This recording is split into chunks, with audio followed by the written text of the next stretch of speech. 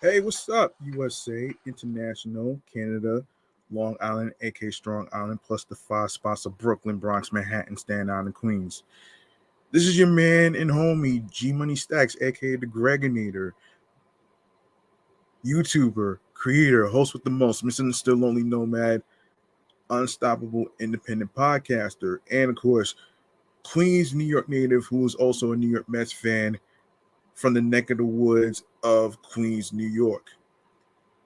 And yes, you are now rocking with the 344th episode of Off the Meat Rat Chainz New York Avenue podcast, the comedy space for unfiltered,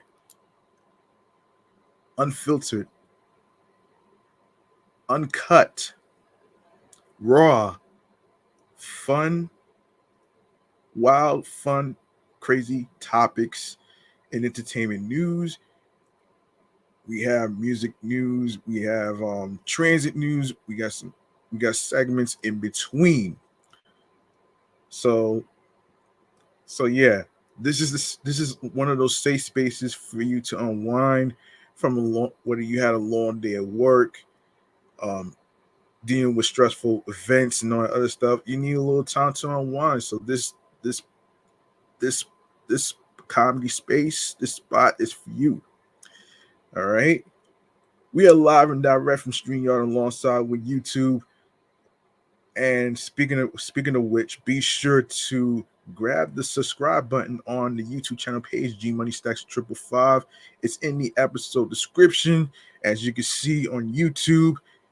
And be sure to leave a like, comment on the episodes with the topics, and of course, be sure to be sure to enable alerts so you don't miss out on the day, the date, and time on each episode, podcast recordings, and of course, more live video podcast episodes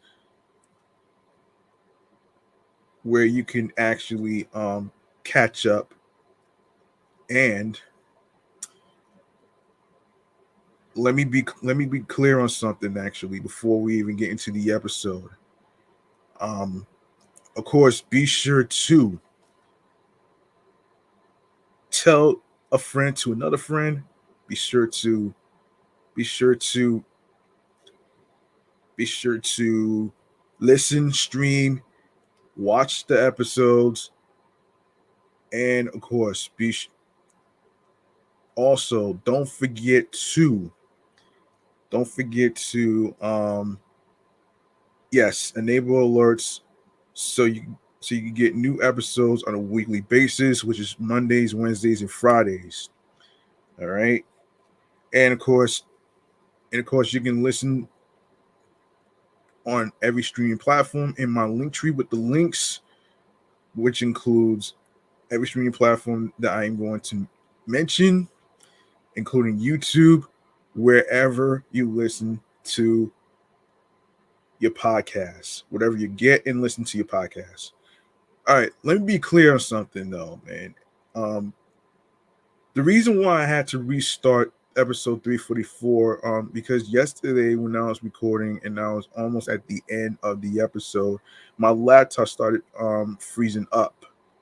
So I had to restart my laptop and I had to recreate a new 344 for you guys right there. So I had to delete the other one so I can actually give you folks out there that's listening out there um, something better.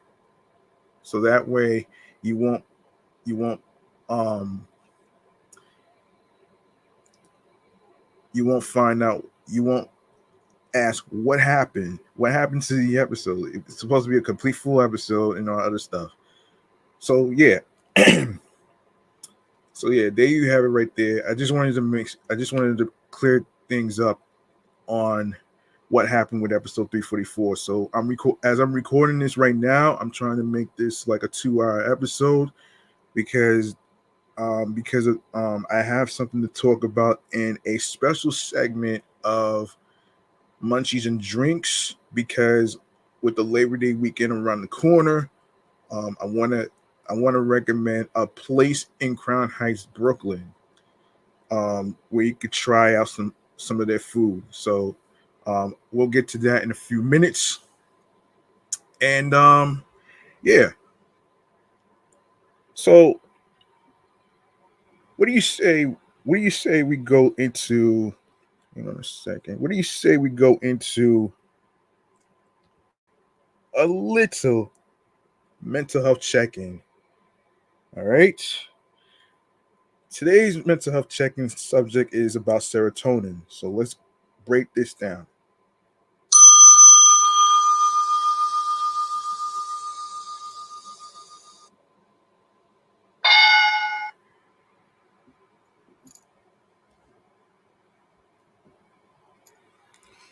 All right. Here we are. Hang on 1 second. All right.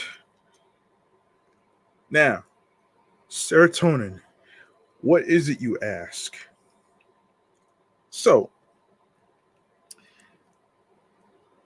let's start off with what it does actually. Serotonin sends signals between nerve cells. It may help regulate many body functions, including mood, bowel movements, and sleep. Some medications help boost serotonin levels and improve mood. Serotonin is both a neurotransmitter and a hormone. This chemical is produced by nerve cells and sends signals between them. Serotonin is found in many parts of the body, including the digestive system, blood, platelets, and the central nervous system. It's also thought to regulate mood. Serotonin is made from the essential trip, amino acid trip, tryptophan. Excuse me. This amino acid enters the body through the food you eat and is commonly found in meat, dairy products, eggs, and nuts. And what does serotonin do, you ask? Serotonin affects every part of you, from your emotions to your motor skills. It helps with sleeping, healing, and digesting. Serotonin is also thought to be a natural mood stabilizer. Serotonin helps your body to balance your mood and experience pleasure, heal wounds, clot blood, control movement. More specifically, serotonin intervenes in these functions. Bowel movements, about 90% of the serotonin in your body is produced in your intestines. It helps control bowel movements and function. M- Mood.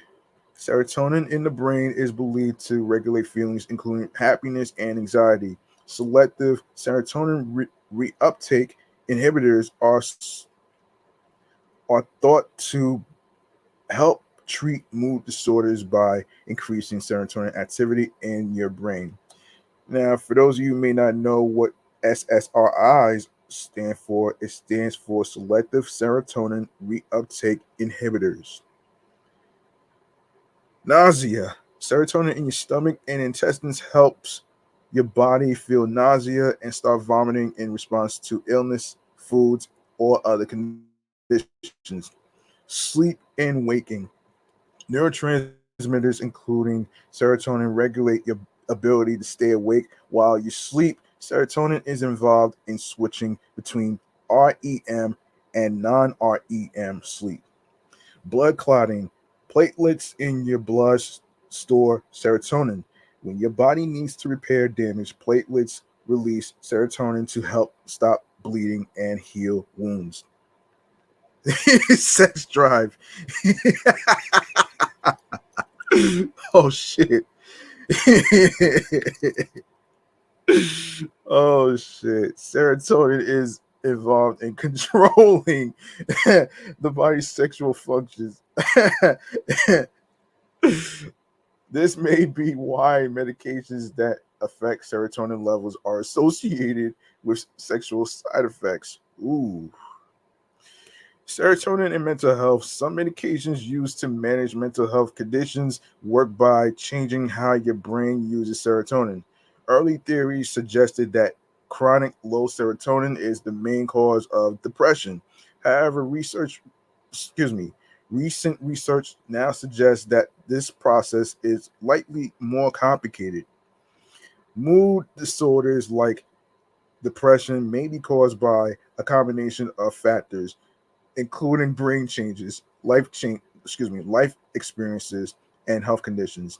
Even so, antidepressant medications continue to be an important first line treatment for mood disorders, along with psychotherapy.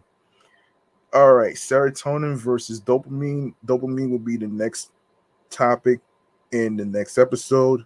Um, yeah, like serotonin and dopamine is a chemical communicator found in the brain and many other parts of the body.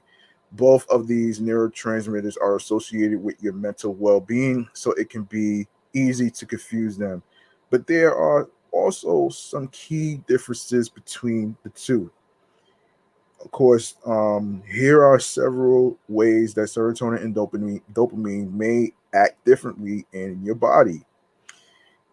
So, where it's produced. So, serotonin, when it comes to serotonin, mainly in your gut, mood stabilizes mood and anxiety, depression, targeted and common depression treatments, sleep helps regulate sleep and wakefulness. Dopamine, mainly in your brain, affects motivation and pleasure. Few depression treatments target it, helps you feel more alert. Now, how to increase serotonin, you ask? Only a healthcare professional can determine if you need to boost your serotonin levels. High levels of high levels of serotonin may lead to toxicity and unwanted side effects. So it's important to take your medications following a doctor's recommendations. Medication as well as natural options can increase serotonin levels. SSRIs are the most commonly prescribed type of antidepressant medication. They increase serotonin levels in the brain by blocking the reabsorption of serotonin, so more of it remains active. There are several SSRIs, including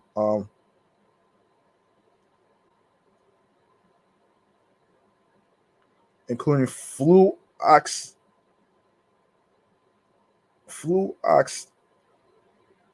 hold on flu fluoxetine, which is Prozac, and sertra hold up sertra sertraline, which is Zoloft. Damn, these words are so crazy to pronounce. But forgive me, just bear with me here, folks. When you are taking medications that affect serotonin, you'll want to speak with a doctor before using other medications or supplements. Mixing medications may put you at risk of a serious condition called serotonin syndrome. Supplement some Some supplements may have the ability to raise serotonin levels.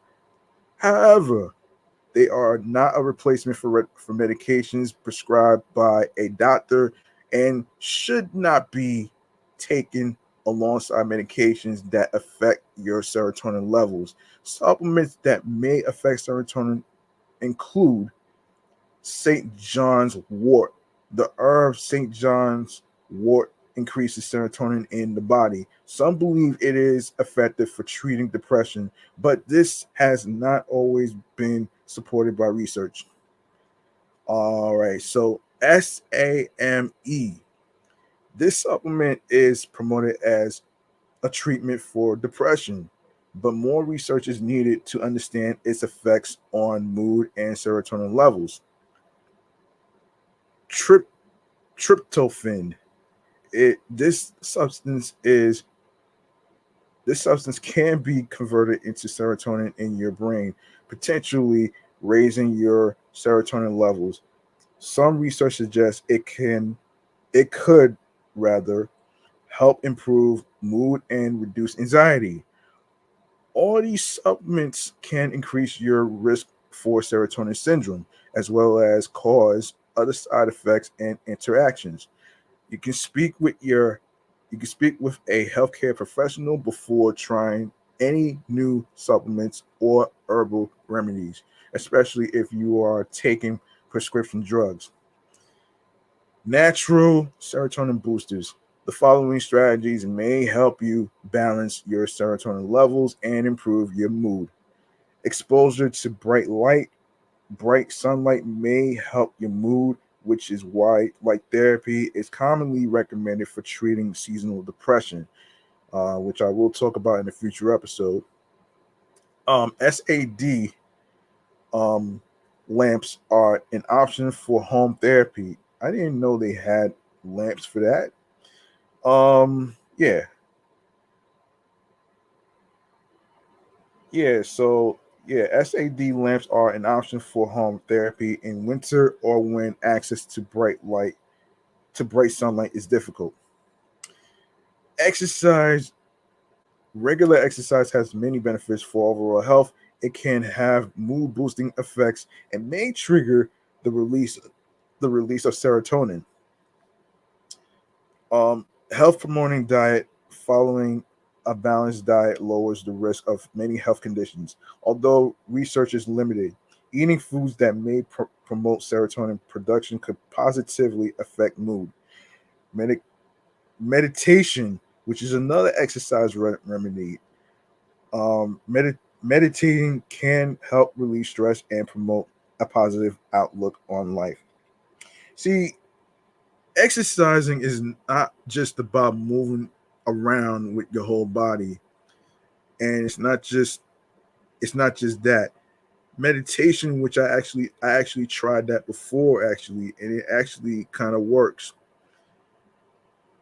When you're meditating, you don't have to be by a tree in a park or anywhere else for that matter. You can even do it in the comfort of your backyard or in your room. You know what I'm saying? It may work for some people, but it may not work for everybody. But just try it. I know I will. What is serotonin syndrome, you ask? Medications, supplements, and other substances that increase serotonin levels in your body can lead to serotonin syndrome. Serotonin syndrome can happen when you start taking a new medication that boosts serotonin levels, increase the dosage of an existing medication, take more medication than the amount prescribed, use an additional medication, supplement, or drug that also affects serotonin levels. Medications, supplements, and substances that affect serotonin levels include SSRIs, um, um, monoa. Hold on, let me try to pronounce this. Um, Monoamine, um, oxidase inhibitors, dextrometho. Hold on, dextromethorphan.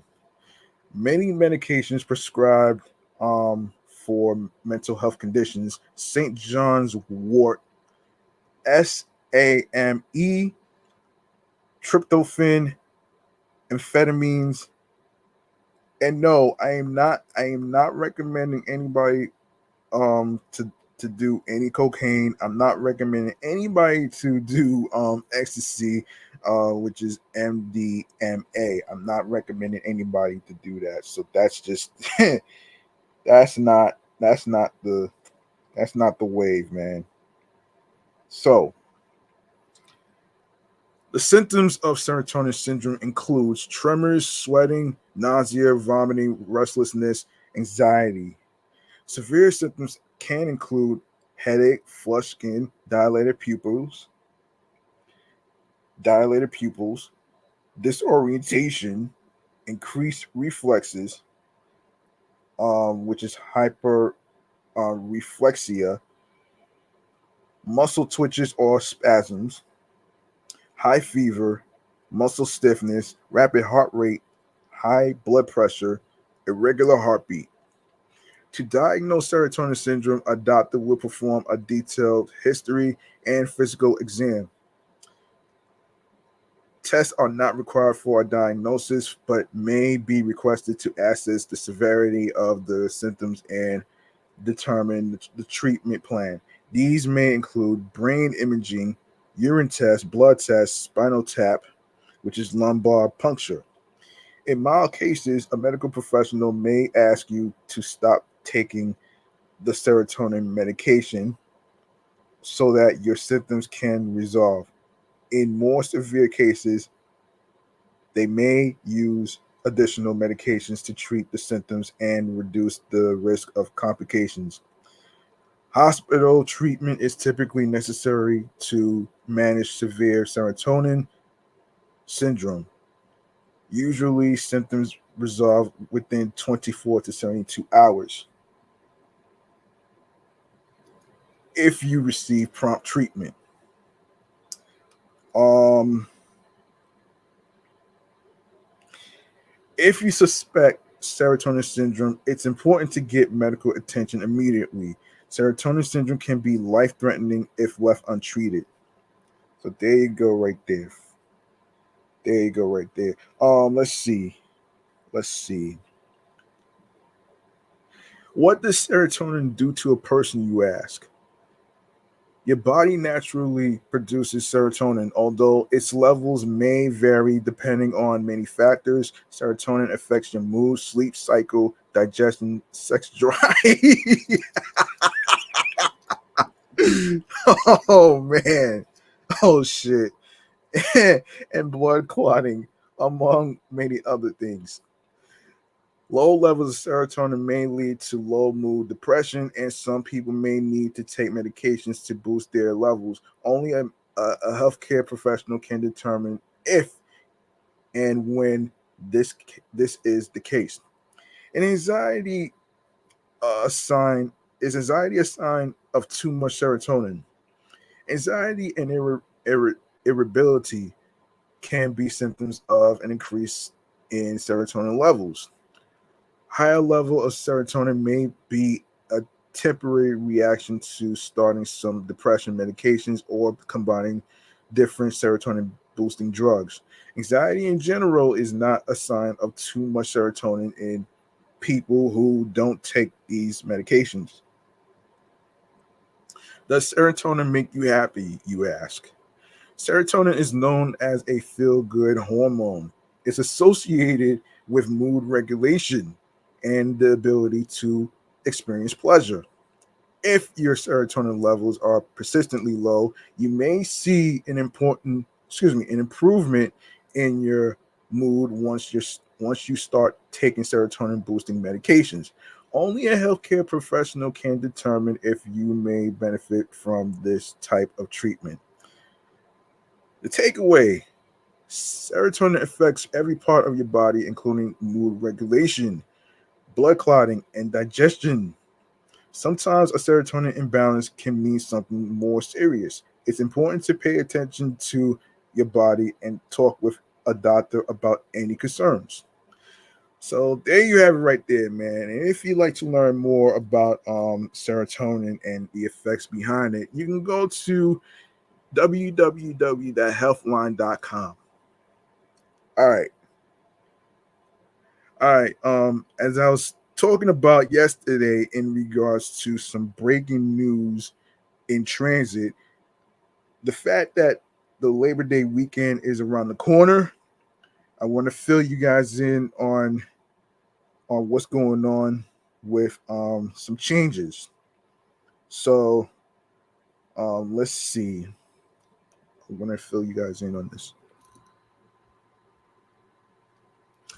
Let me see. Let me see. All right. All right. So let's go to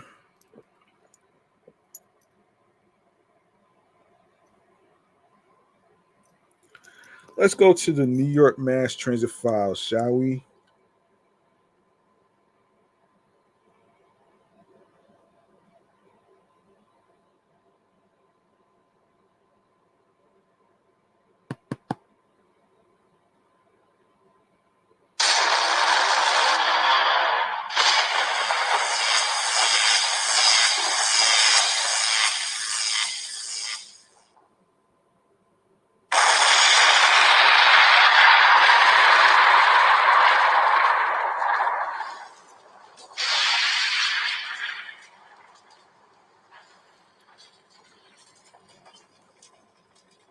Here are some details to what's happening on the Labor Day weekend service changes on subway, bus, and commuter rail.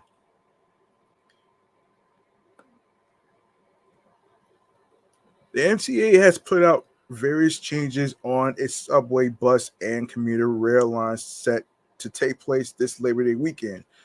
Subway trains and buses are set to run on a regular weekend schedule, and on Labor Day will run on a Sunday schedule.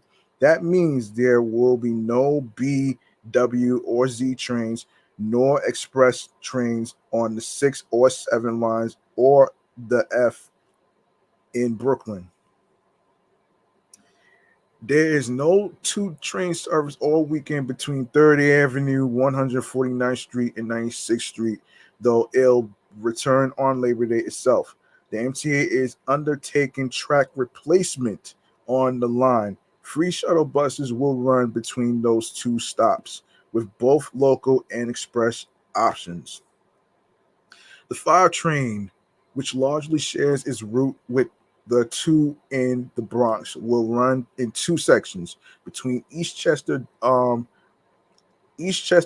Dyer Avenue and East 180th Street, and between 149th Street, Grand Concourse, and Bowling Green.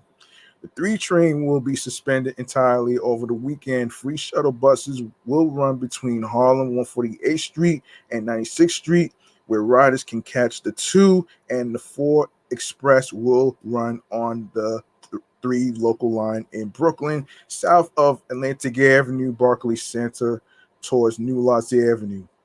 2 and 3 trains will skip Eastern Parkway, Brooklyn Museum on Labor Day in both directions. That's the ending point for the West Indian Parade that's happening, which I will get to either in this episode or the next episode that I'll be doing. Meanwhile, trains will operate local all weekend between 59th Street and West 4th Street, and A and C trains will take the F line between West 4th Street and J Street Metro Tech. The Long Island Railroad will run on a Saturday schedule on Sunday. The railroad will run additional trains on the Montauk branch for vacationers to and from the Hamptons on Labor Day. On Metro North, the agency will run extra early getaway trains on the New Haven, Harlem, and Hudson lines on Friday, uh, which is today, aiming to get New Yorkers out of the hustle and bustle, hustle and bustle, and towards bucolic country early for the holiday weekend. Yeah. Yeah.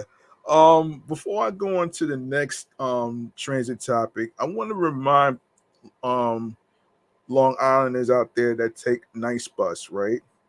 So I did take a look at the postage um by the N24 bus stop, and of course on September the 1st,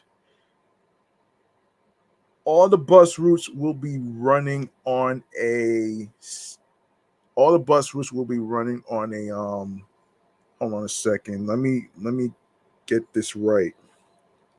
Let me get this right. Hold on a second, folks.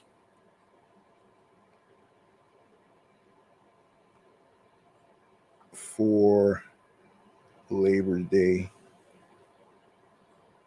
um weekend, Sunday, September 1st. Let me see. Um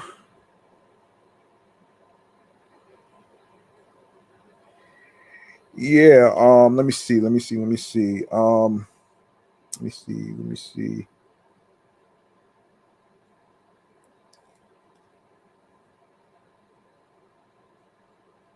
Hang on a second. Hang on a second. I did see this actually. Hold on. Give me a moment.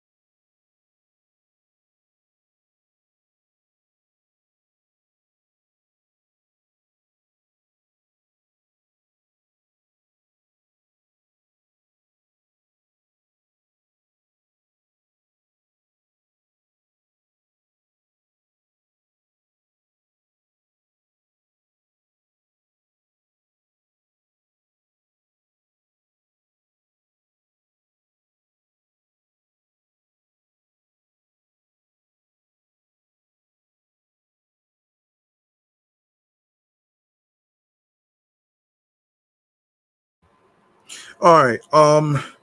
So for the people in Long Island who take nice bus and other bus routes, I want to actually I want to make sure that I have the right information. So as I looked at the flyer, it says that September 1st, it's going to be running on a Monday schedule. All right, all the bus routes are going to be running on a Monday schedule. All right, so there you have it right there. Just a little reminder for all you Long Islanders out there, and for those who is not from Long Island that take nice bus, um, it applies to you too. All right, let's get into let's get into some other shit in the transit news, of course, which is which is beyond crazy and ridiculous. Um, let's see.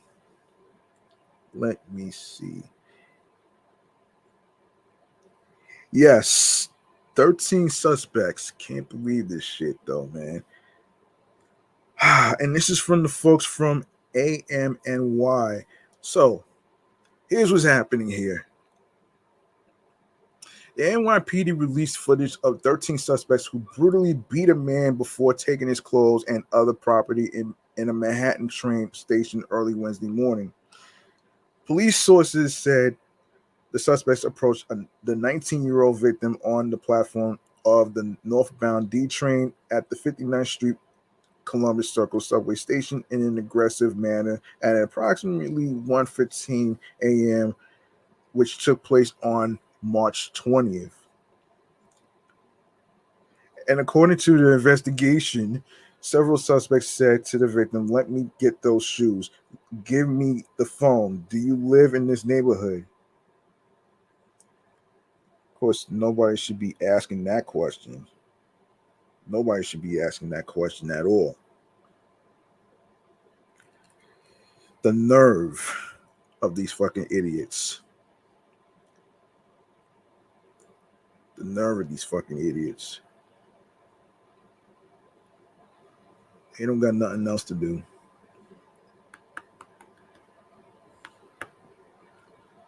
It's a damn shame.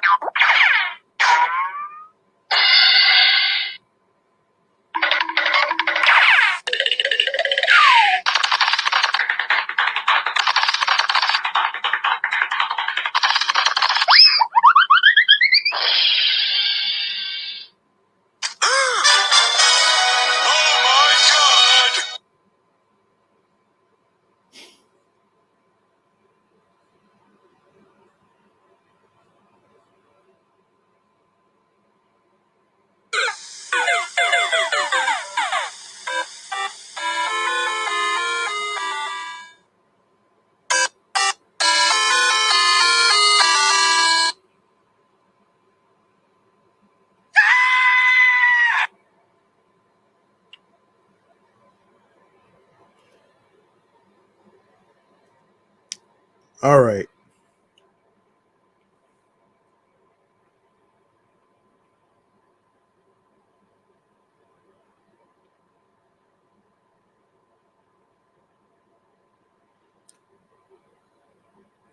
All right. The group of perpetrators then started striking and kicking the man repeatedly before forcibly removing his coat and sneakers and taking his cell phone, police said, and then fled the scene before cops arrived. Officers from the Midtown North Precinct and NYPD Transit Bureau responded to the incident. No weapons were recovered at the scene. EMS brought the victim to Mount Sinai St.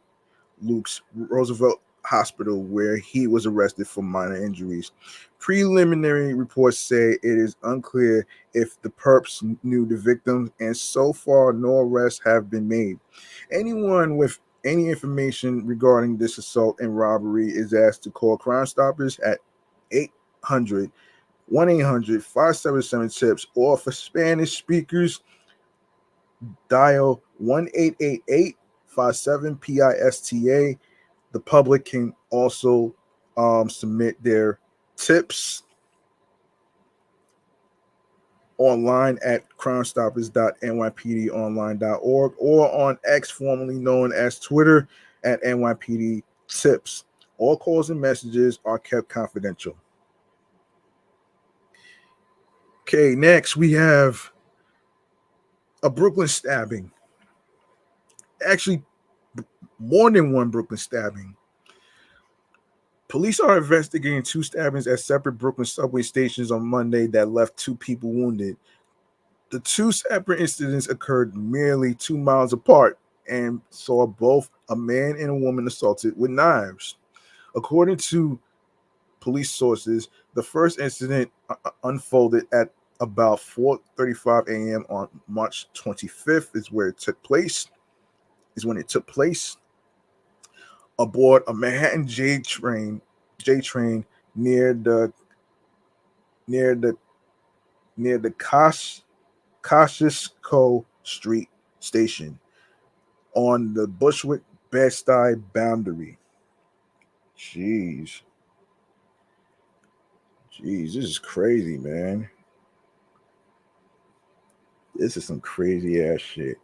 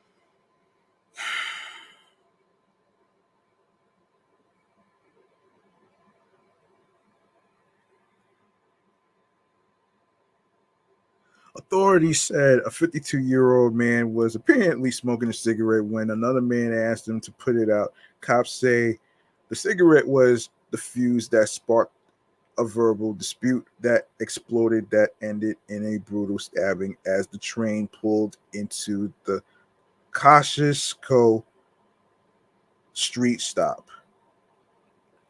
Police said the 52-year-old man took multiple stab wounds to his back. EMS rushed him to Kings County Hospital, where he is expected to survive.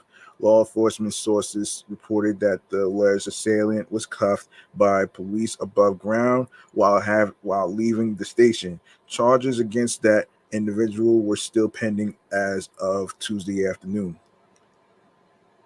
Let's get rid of this. Sorry about that. I was trying to close this this player. Um yes, so police hold on. Why is this hold on a second, folks.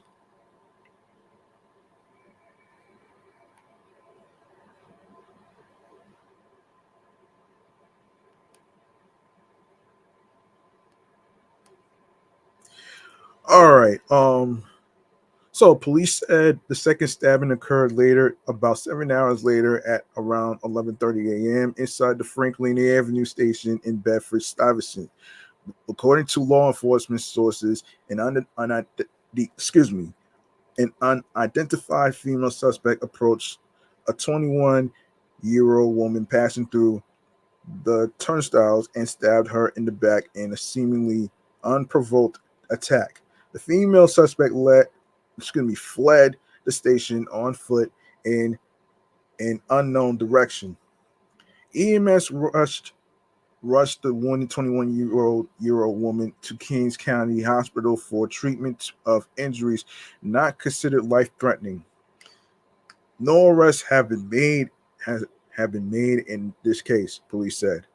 During an unrelated press conference on March 25th, NYPD Chief of Transit Michael Kemper told reporters that cops are striving to take weapons out of the subway system, stating that a man was cuffed that morning bringing a gun into a lower Manhattan station. Oh, wait a minute here. Wait a minute. Speaking of Michael Kemper, speaking of Michael Kemper, he is about to let me look this up. Hold up. As I was watching the news on Fox, Michael Kemper is planning on retiring. So I have to let's get into this though. This is breaking news, actually, breaking transit news, actually, if you will. Hold on. Michael Kemper retires. Okay. Um. Okay, one moment here.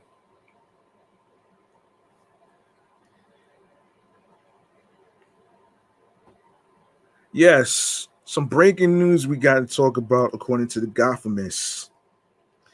NYPD Chief of Transit Michael Kemper is stepping down. Gothamist has learned. Kemper filed for retirement on Thursday, according to a document obtained by Gothamist. His retirement will be effective on September 27th. After more than 3 decades at the NYPD, Kemper took over the police department's $250 million transit division in December 2022.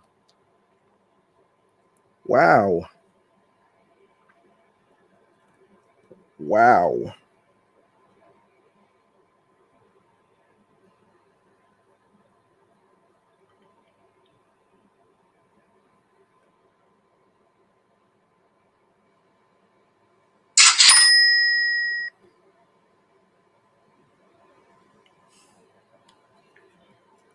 Wow.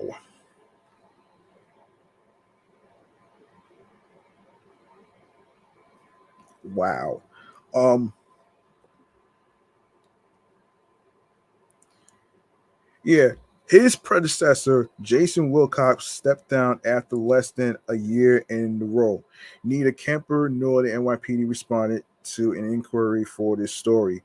Earlier this year, Kemper said Earlier this year, Kemper and the MTA officials scrambled to improve public perceptions of safety in the transit system after four high-profile subway shootings, two in the Bronx and two in Brooklyn, including one at the Hoyt Schumer, hold on, Hoyt Schermerhorn Street, Hoyt Schermerhorn Street station, a notable transit hub. Mayor Eric Adams has made cracking down on subway crime a chief focus since He took office. To that end, Kemper deployed more than 1,000 additional police officers into the subways last year, on top of the 2,500 officers already working in the NYPD's Transit Bureau. NYPD overtime spend on extra officers in the subway went from $4 million in 2022 to $155 million last year. Gotham has previously reported. Wow.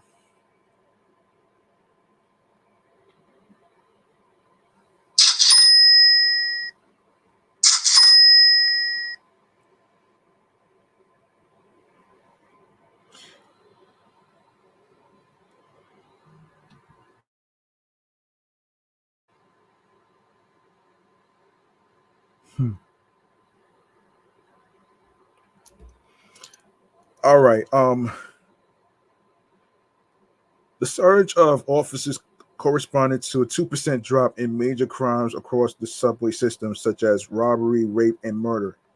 But the number of tickets and arrests for fare evasion skyrocketed. Fare jumping arrests have more than doubled since Adams took office, and fare jumping tickets have spiked 160%.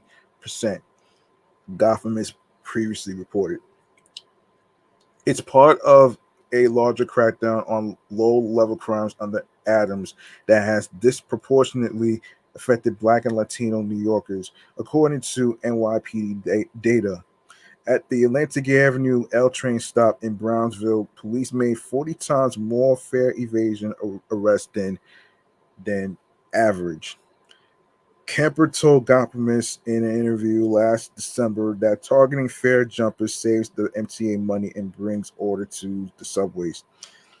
It's about correcting behavior, Kemper said at the time. Stopping fare evaders sets the tone of law and order. No transit bureau chief has ever been a better partner than Michael Kemper in creating strategies to reduce subway crime and improve quality of life for riders and transit workers. Um, Quoted by MTA Chair and CEO Jenna Lieber said in a statement, he leaves this role with a legacy that includes the lowest number of subway robberies since record keeping began, and fewer serious transit crimes overall than before the slamdemic. Kemper joined the NYPD in 1991 and made about $240,000 last year, according to city records. Wow.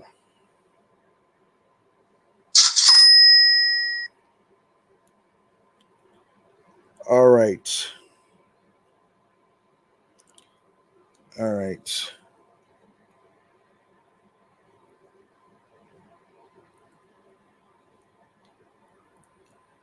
All right.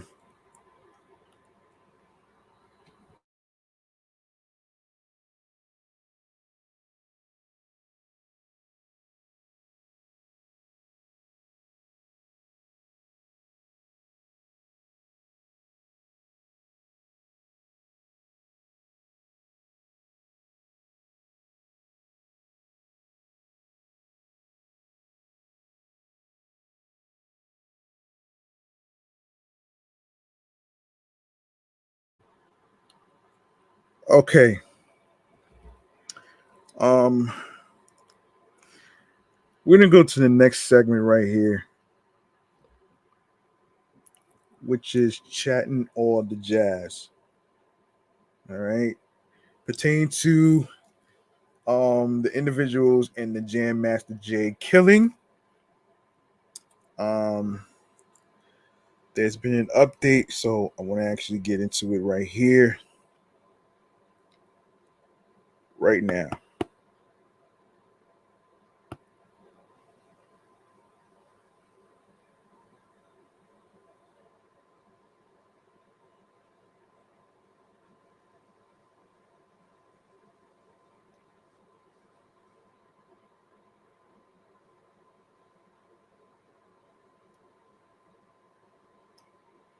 All right. Here we go. Chatting on the jazz. Here we go.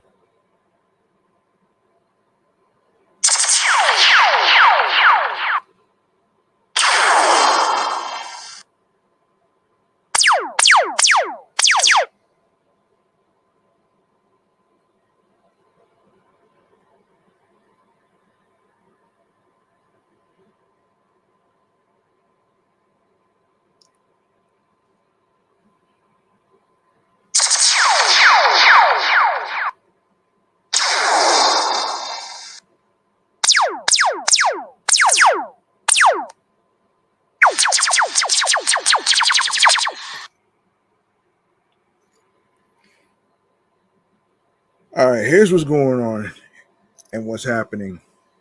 And this is according to Billboard. A federal jury in Brooklyn on Tuesday, which took place on February 27th, found two New York City men guilty in the 2002 murder of Run DMC's Jam Master Jay, setting the stage for potential decades-long prison sentences. Following a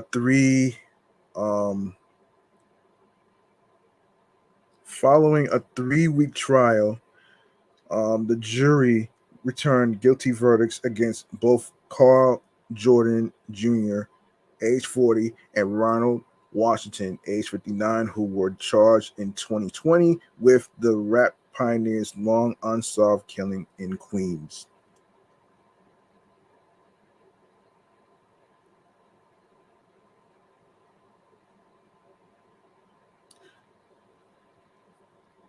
The convictions came after prosecutors called more than 30 witnesses to the stand to prove their case, in which they accused Jordan and Washington of killing the rapper, whose real name is Jason Mizell, as payback after he cut them out of a cocaine deal. The defense called just one witness of their own, an expert on memory.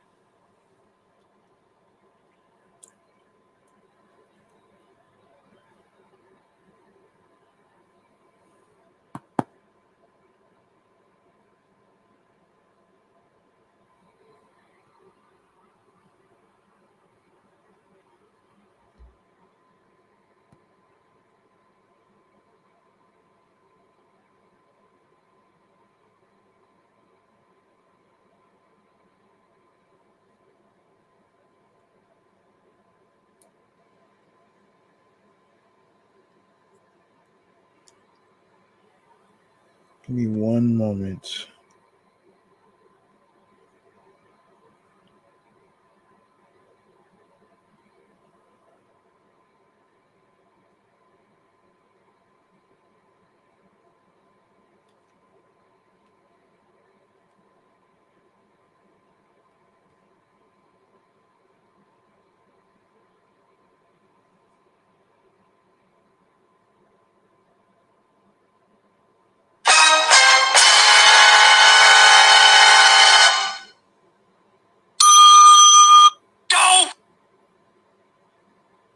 Sorry, wrong button.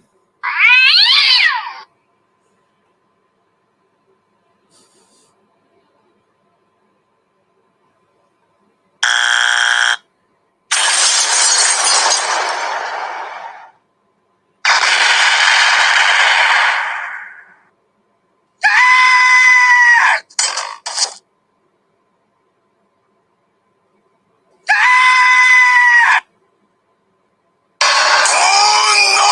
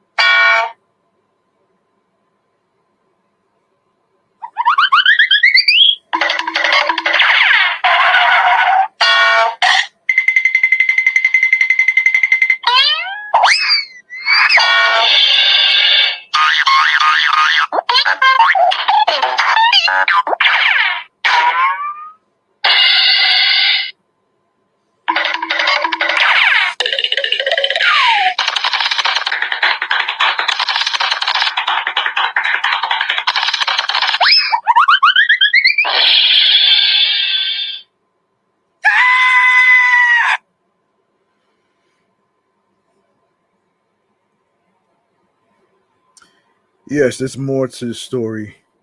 This case is not a this case is not complicated. Assistant U.S. Attorney Artie McConnell said during his closing argument last week. It's about greed. It's about money. It's about jealousy. Following Tuesday's conviction, Jordan and Washington each face of a minimum sentence of 20 years in prison. Um, 20 years in prison. They'll be able to challenge the verdict first to the judge and then to a federal appeals court. But such appeals face long odds. In a statement emailed to Billboard following the verdict, Washington's attorney Susan G. Kelman blasted the prosecutors in the case, arguing that they know who shot and killed Jason Mizell, and they know it. They made up a motive and they rejected hard facts, Kelman said. They hold on a second here. That just they didn't hold on. That they just didn't give a damn speaks volumes about where our country is. Truth is no longer a consideration. We truly live in a world of alternative facts, and that's not justice. Yeah, well, I don't know about listen. I don't know, man. But all I know is that she's not judge and jury. She's not the one making the laws here. So anyway, let me continue here, man. In her own statement, U.S. Attorney Breon Peace praised the jurors for reaching a guilty verdict in a case over a hip hop icon whose life had been senselessly cut short. More than 2 decades after they killed Jason Mizell in his recording studio, Jordan and Washington have finally been held accountable for their cold-blooded crime driven by greed and revenge, Peace said. An attorney for Jordan did not return a request for comment. Run DMC, a trio consisting of Jason Jam Master Jay Mizell, Joseph Reverend Simmons, and Daryl DMC McDaniels, is widely credited as one of the most influential early acts in hip hop history. Um, the trio's 1985 release King of Rock was hip hop's first platinum. Hold on one second. Hold on one second here. Not now.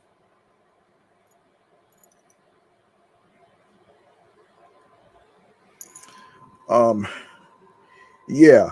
Um, yeah. Let me see. Let me see. Let me see. Let me see.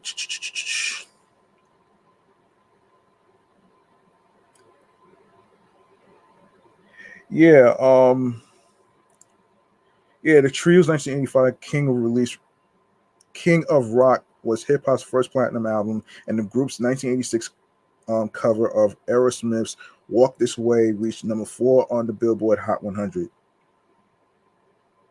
Jay's shocking killing on October 30th, 2002, had long been one of hip hop's famous cold cases, joining the unsolved murders of Tupac Shakur and the notorious B.I.G., aka Biggie Smalls. Though witnesses were in the room when, uh, hold on a second. Witnesses were in the room. Hang on a second. Yeah. Oh, shit. Though witnesses were in the room when the murder happened, and police generated a number of leads. No charges were filed until August 2020, when prosecutors finally unveiled the case against Washington and Jordan. Over the hold on, over the week trial, prosecutors had told jurors that Jay um, had turned to the drug trade as Run DMC's popularity had won. They argued that Washington, a childhood friend, and Jordan, Jay's godson and neighbor, had helped Jay sell the drugs. but eventually plotted his murder after he allegedly cut them out of a deal. Jurors heard testimony from two alleged eyewitnesses, Uriel, Tony Rincon, and Lydia High, who say they were in the studio on the night of the shooting. Rincon identified both men and named Jordan as the shooter. High identified Washington and said he had been joined by an unknown shooter. Both said they had withheld such information from investigators for years for fear of retaliation. As is common in criminal cases, neither Washington nor Jordan testified testified in their own defense. Their attorneys called only an expert witness to testify on human memory, who told the jury that memories can fade and change over time and can be affected by stress. The jury began deliberating on Thursday, which took place February 22nd, before being dismissed for a 3-day weekend. They initially resumed deliberations on Monday, February 26th, but then were ordered to restart from scratch after after a juror was excused because they claimed they could not be impartial. Yeah, I don't know what that shit means, but anyway, sentencing and post-trial motions will take place in the future proceedings. Jay Bryant, a third man allegedly involved in the killing, who prosecutors charged with murder last May, will have a separate trial later this year. Beyond Tuesday's guilty verdict, the case over Jay's killing could have a lasting effect on the law.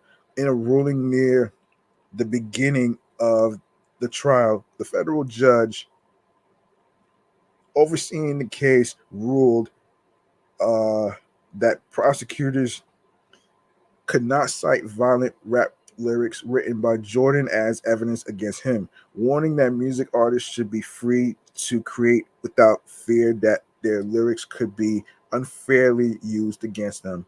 The judge says such materials should only be used as evidence if they have a clear and direct connection to the crime at issue in the case. The ruling came amid a broader debate over the use of rap lyrics in criminal trials, a controversial practice that has drawn backlash from the music industry and efforts by lawmakers to stop it.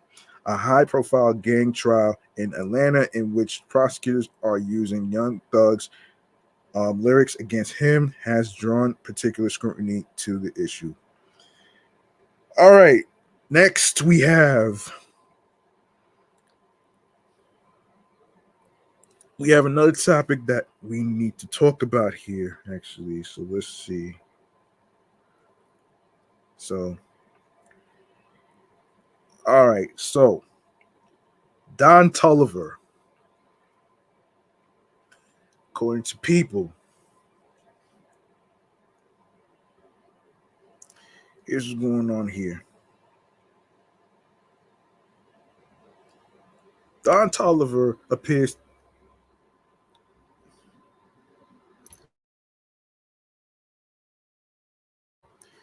Don Toliver appears to have gotten into some trouble. The private landing rapper, age 29, was pulled over on Tuesday, April 9th, for allegedly speeding in the San Fernando Valley in Southern California, according to a report from California Highway Patrol per TMZ. While police reportedly suspected signs of impairment, Tolliver was arrested under suspicion of a DUI, but not taken to jail. Instead, he was reportedly cited and released into custody of a passenger in the vehicle. Jeez, man. Um, Reps for Tolliver declined to comment.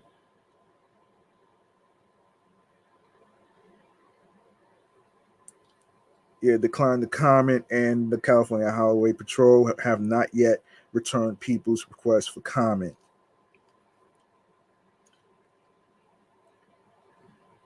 News of the New Idea artist's arrest comes just weeks after he and singer Kali Uchis welcomed their first baby together.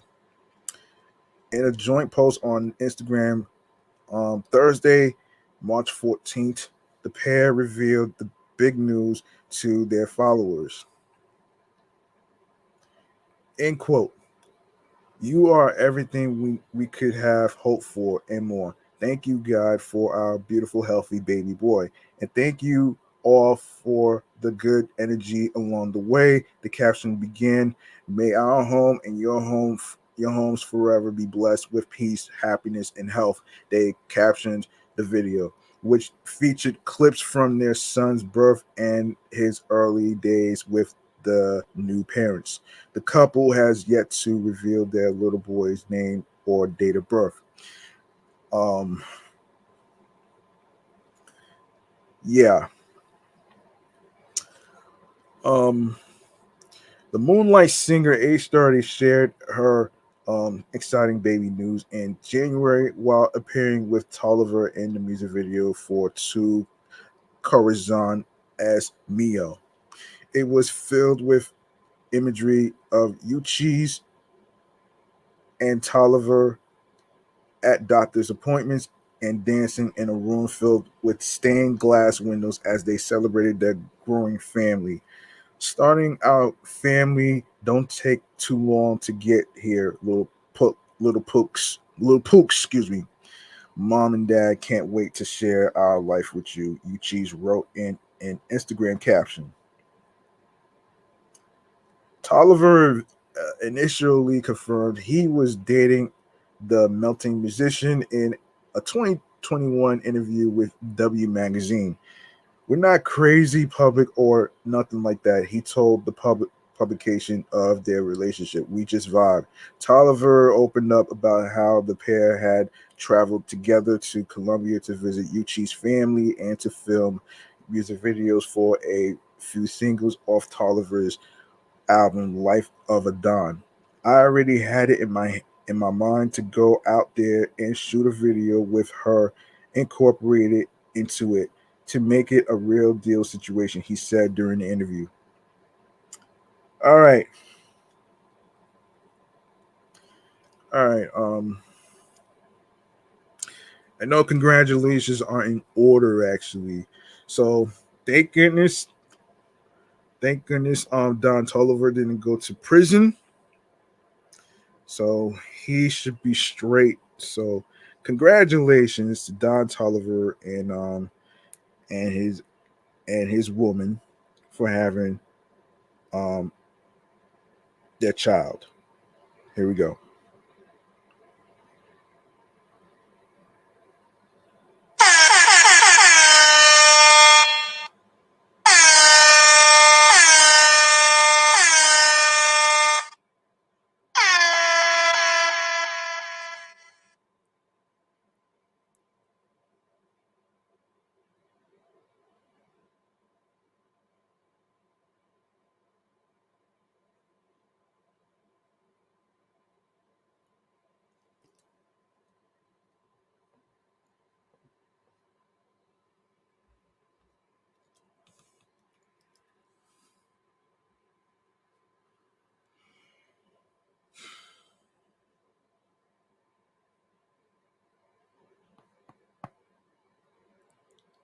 All right.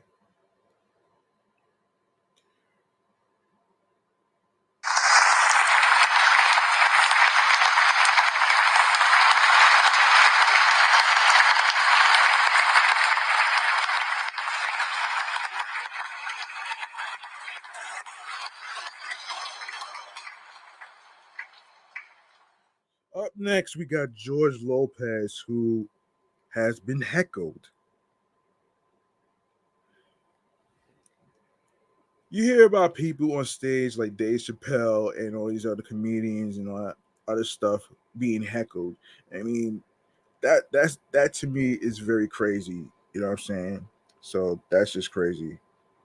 All right. So, and this is from the folks from People. So George Lopez walked off stage at his latest comedy show after hecklers didn't listen to his warnings. The comedian, age 63, was performing at Eagle Mountain Casino in Porterville, California, over the weekend when some audience members grew loud. In a video obtained by TMZ, Lopez can be heard giving three chances for the crowd to quiet down before leaving. End quote. Now, seriously, I seem like an asshole. I'm the one working, he said after he told the audience they had already been warned twice. Come on, please, just watch the fucking show. That's all you need. That's all you have to do. This is the type of thing that kind of grinds people's gears, though. You know what I'm saying?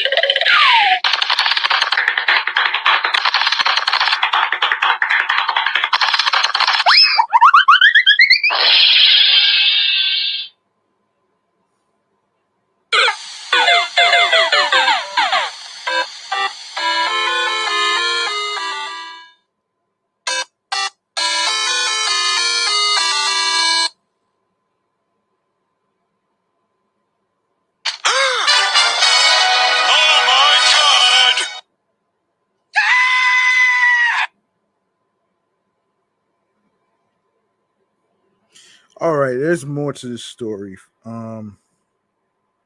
There's more to the story actually.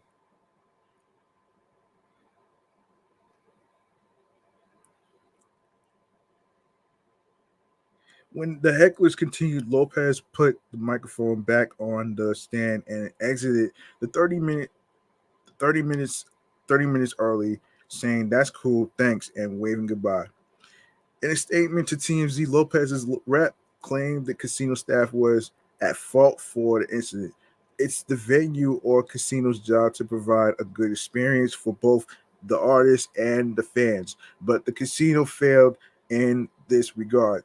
The audience was overserved and unruly, and the casino staff was unable to provide a safe and enjoyable experience for the artists and guests. His rep said.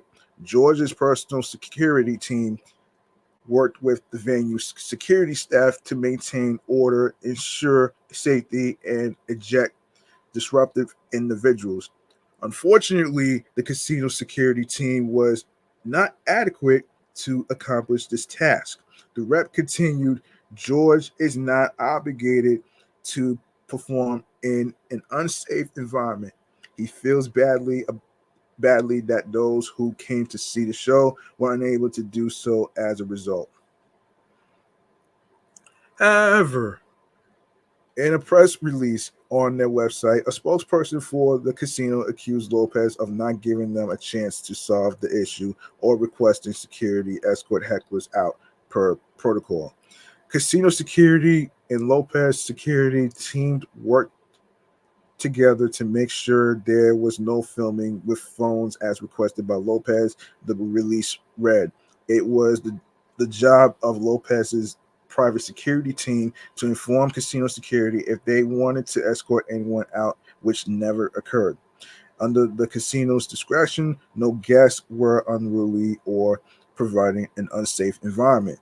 The spokesperson also said that while the guests were loud, it was not clear that they were disrupting the show, before reiterating that if Lopez asked for assistance in removing certain attendees, the venue security would have done so.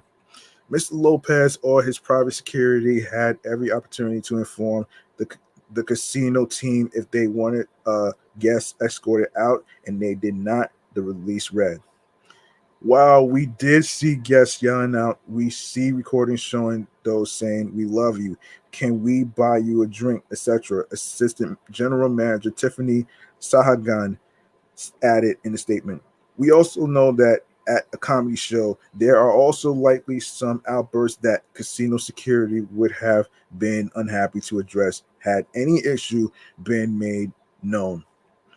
Shahagan continued, we only want for our guests to have a safe and enjoyable experience, and we want our entertainers to feel safe and enjoy coming to Porterville as well.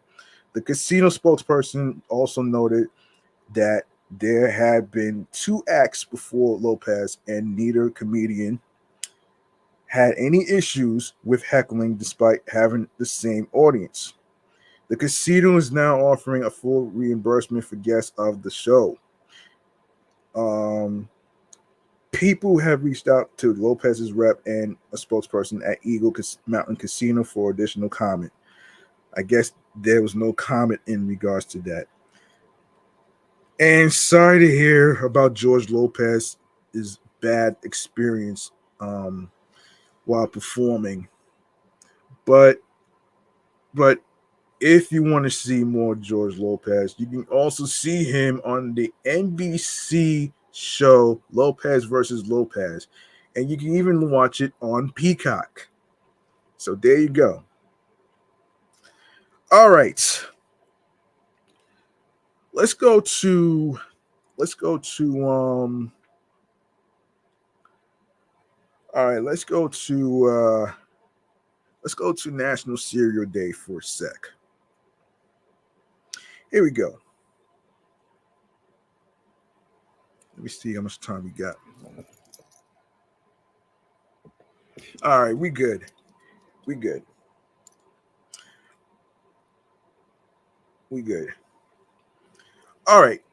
There isn't a person who doesn't know a bowl of cereal, a spoon, and some milk, excuse me, which is lactate, almond milk, or soy milk, all count. Equals a party in your mouth. A party in your mouth. Oh shit. Fiber, sugar, raisins, or even Lucky Charms. The flavors and prizes each box holds are limitless and can add to any humdrum morning. So let's snap, crackle, and pop, which is a Rice Krispies reference, through all the reasons why National Cereal Day on March 7th should be in your day planner and on your menu. Let's go over the timeline here for National Cereal Day. 1877, cereal was invented by accident. Why accident? Oh shit. Oh man. John Harvey Kellogg and Will Keith Kellogg were experimenting with boiled wheat as brothers do. They left a batch out overnight and returned to find it stale. They tried the same process with corn and created what we know today as Kellogg's Corn Flakes. 1939, sweetened cereal was born. Ranger Joe Pop Wheat Honey showed up in grocery stores, on radio and TV ads to show kids like sugar and cereal didn't have to be healthy. Fine balance, folks. Lucky Charms hit the shelves in 1964. Fancier cereal mixes like Lucky Charms hit the market with fruit, marshmallows, and other sweet bits mixed in. 1984. Mr. T. I didn't even know he had his own cereal, man. That's crazy. Yes, Mr. T's cereal makes its debut. Mr. T's cereal was the first licensed ready-to-eat cereal manufactured and marketed by the Quaker Oats Company. And I pity a fool who never liked it, who never had it.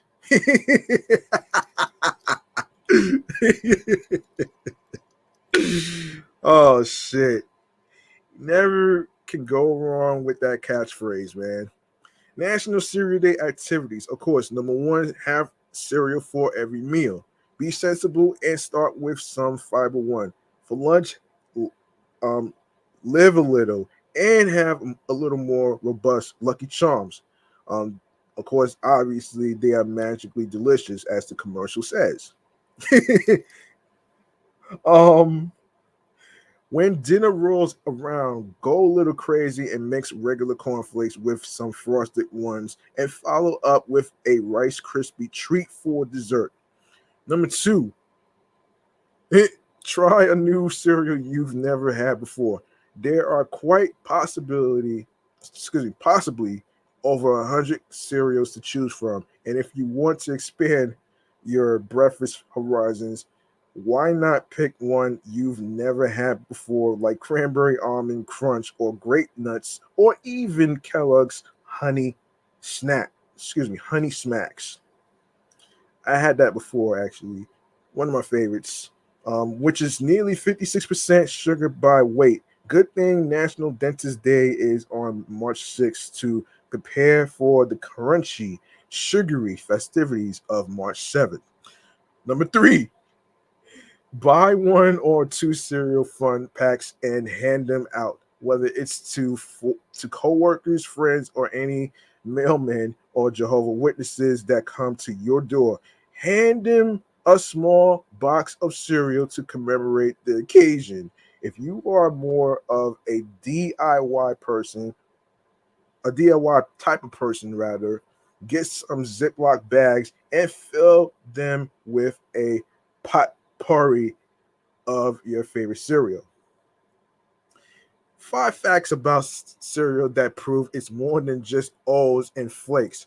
Number one is cereal is for everyone everywhere. Cereal is a staple crop, and its grain are grown in greater quantities and provide more food energy worldwide than any other type of crop.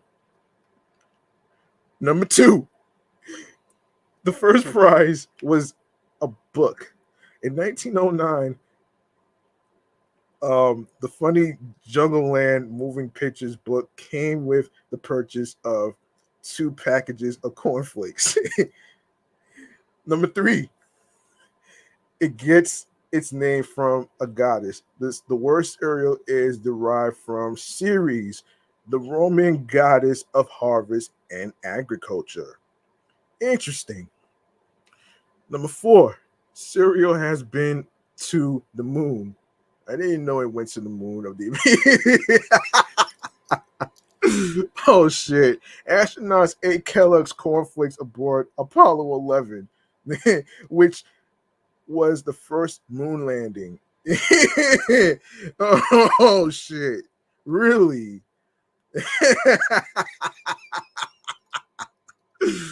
Oh shit! Oh wow! Number five, it's explosively delicious. Using an army cannon converted into a pressure cooker, Quaker Oats developed a method called gun puffing in order to create puff cereals. One moment as I take a sip.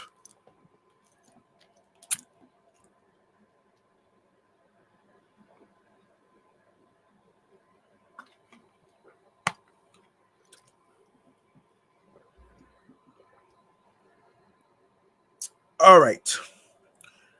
Why we love National Cereal Day, you ask? It's not just for breakfast, lunch, an afternoon snack, dinner, a middle of the night treat, or if you get all fancy with it, a delicious dessert. It's one of the few foods where there's no judgment on when you eat it. And with such a wide range of flavors and creative recipes, it's like the Mad Libs ingredient that you can fill in to create in any time of day meal. Even the worst chef can't ruin cereal. We can't all make we can't all make um turducken, whatever that shit is. Oh shit! Not that we all necessarily want to, but when you put it, when you put together a bowl of cereal, you get the opportunity to put on a chef's hat. Um, you get to work out just the right cereal to milk ratio and add fruit or nuts, feeling like the Julia Child of Cinnamon Toast Crunch, one of my favorites, all without risking burning down your kitchen. You can discover your inner breakfast mascot. Are you more of a Toucan Sam or a Captain Crunch? Yeah, this is a reference to Fruity Loops, and this is a reference to the Captain Crunch cereals. Um, yeah, Captain Crunch, Captain Crunch Berries, and Captain Peanut Butter Crunch. Do you have the same adverse adversarial relationship with kids as Tricks the Rabbit, or is your outlook on life as positive as Tony the Tiger Frosted Flakes reference? You have so many so many personas you can try on every time you pour yourself a bowl to set the tone for the day.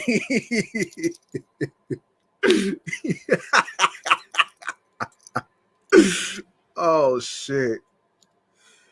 All right. Friday, March 7th, 2025. Saturday, March 7th, 2026. Sunday, March 7th, 2027. Tuesday, March 7th, 2028, and Wednesday, March 7th, 2029. All right. All right, we're going to go into J. Cole. All right. J. Cole has confirmed that his next album will be the long awaited The Fall Off, according to the folks from Hip Hop DX. The Dreamville Don shared the announcement on To Summer from Cole. The opening song from Summer Walker's new Clear to Soft Life EP, which arrived on Friday, May 19th, featuring a heartfelt verse from Cole, sandwiched by a tender hook from Walker. Um, the song serves as an audio hug from the North Carolina rapper to the Atlanta singer, reminiscent of his uplifting poem about self acceptance at the end of Logic's um, Africa Ryan. End quote. I'm thinking about ya. I heard you just had you another little baby. Congratulations. I hope you got through it with no complications. I find it amazing the way that you juggle your kids, the biz, the fame, the bitches that's hating. They sit around waiting for you to fall off like the album I'm making, he raps. Elsewhere in his verse, the father of two reflects on how his own journey as a parent has softened him up, spitting, end quote. Session 32 bring me to tears. Be getting chalked up, excuse me, when I hear it. Seem like I keep crying off so much since a nigga had these kids, and I don't know what it is that makes me so sensitive more than I already was.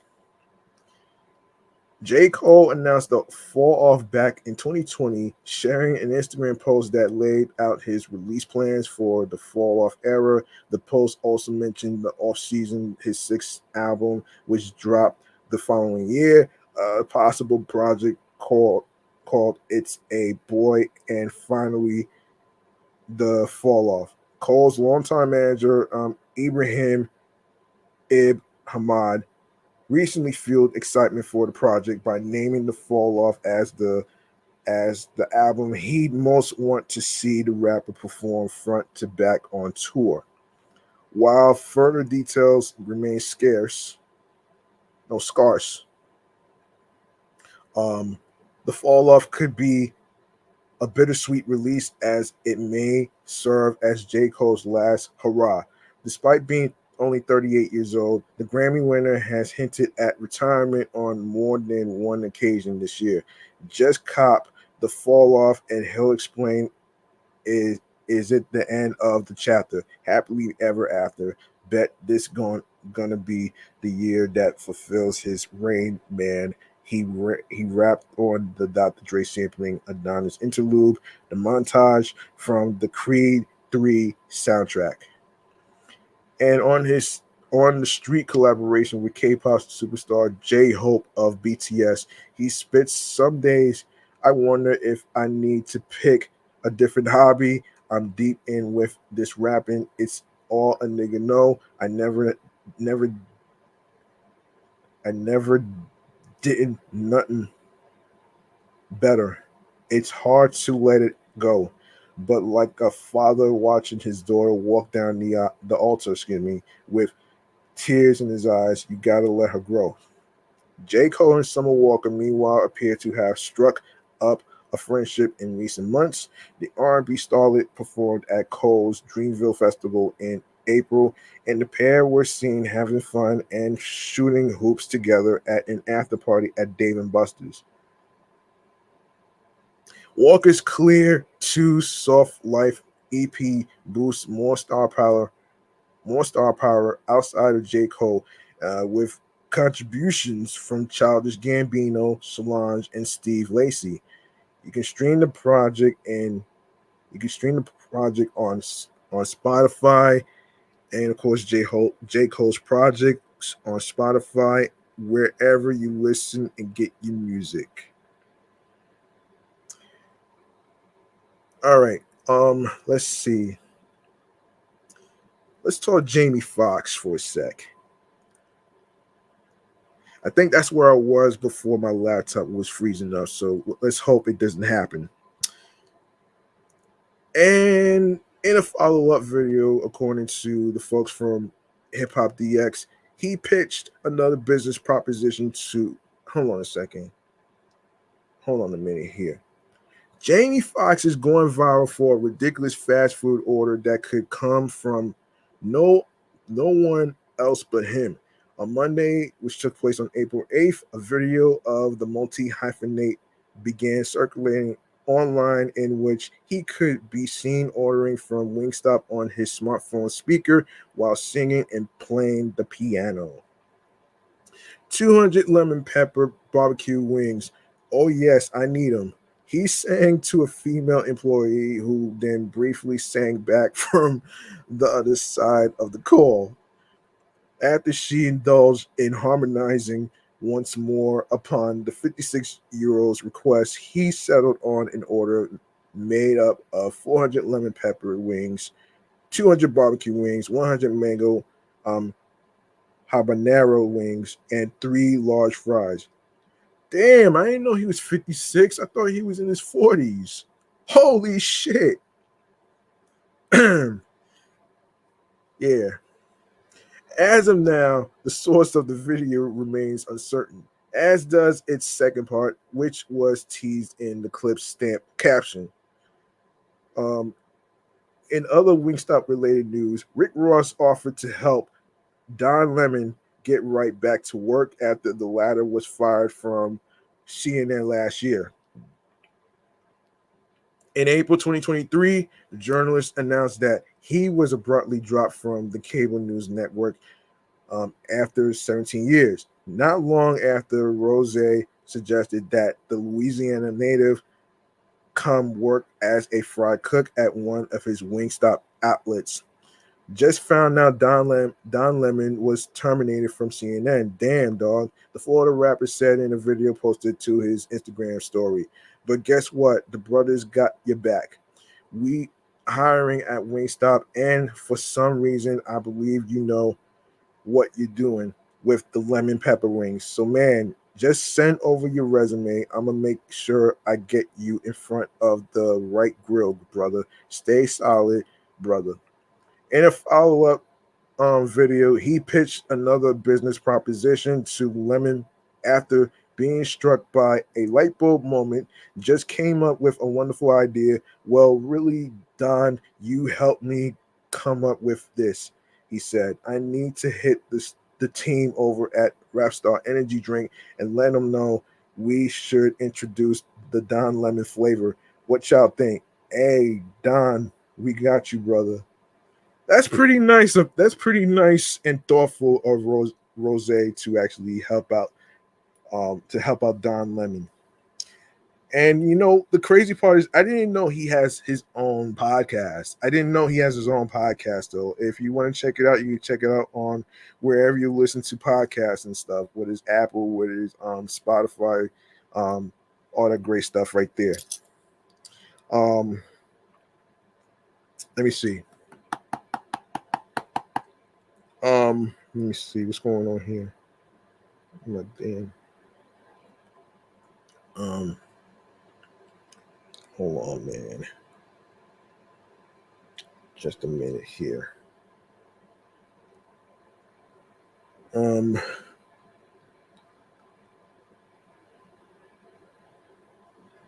with me here. All right.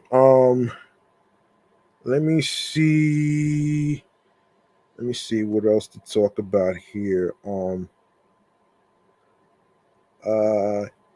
Yes. Let's talk Warner Media. Let's talk Warner Media. Warner Media. Let's talk about that though, man. You know what I mean? Let's talk about that. So, according to the folks at FT, Warner Brothers Discovery has discussed a dramatic plan to split its digital streaming and studio businesses from its legacy television networks as the U.S. media giant behind CNN and HBO weighs options for boosting its sagging share price.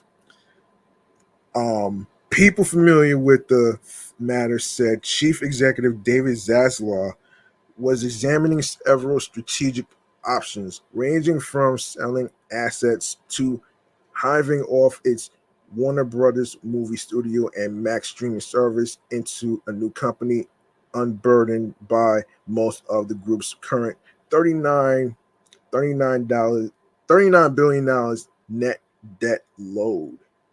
Damn. Damn, that's a lot of money. That's a lot of money, though, man. You know what I mean? That's a lot of money. That's a lot of money right there.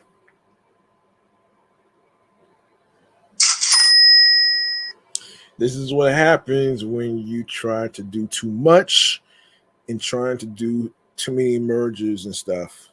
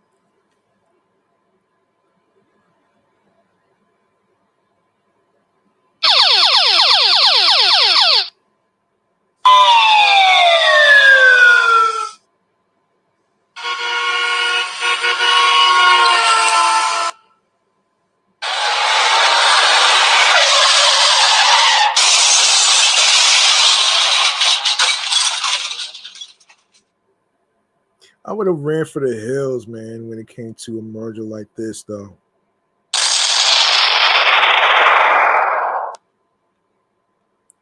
I would have ran for the hills, man. Trust me.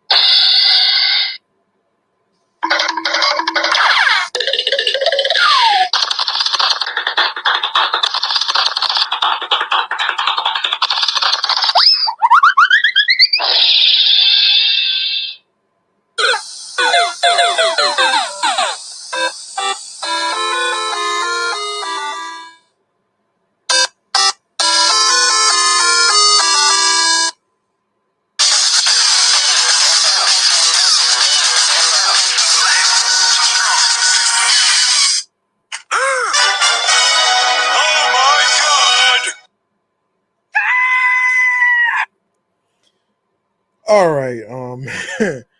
All right. Let me keep going here, man. But let me give some credit when it comes to, these sound effects with the Simpsons creators, directors, producers, even the people who make Sonic games and the music and sound effects and all that other great stuff right there, man. And of course Mario and all this other stuff. So I just want to give some credit while it's due right here in this episode. So you know what I mean? So yeah, there you go, right there.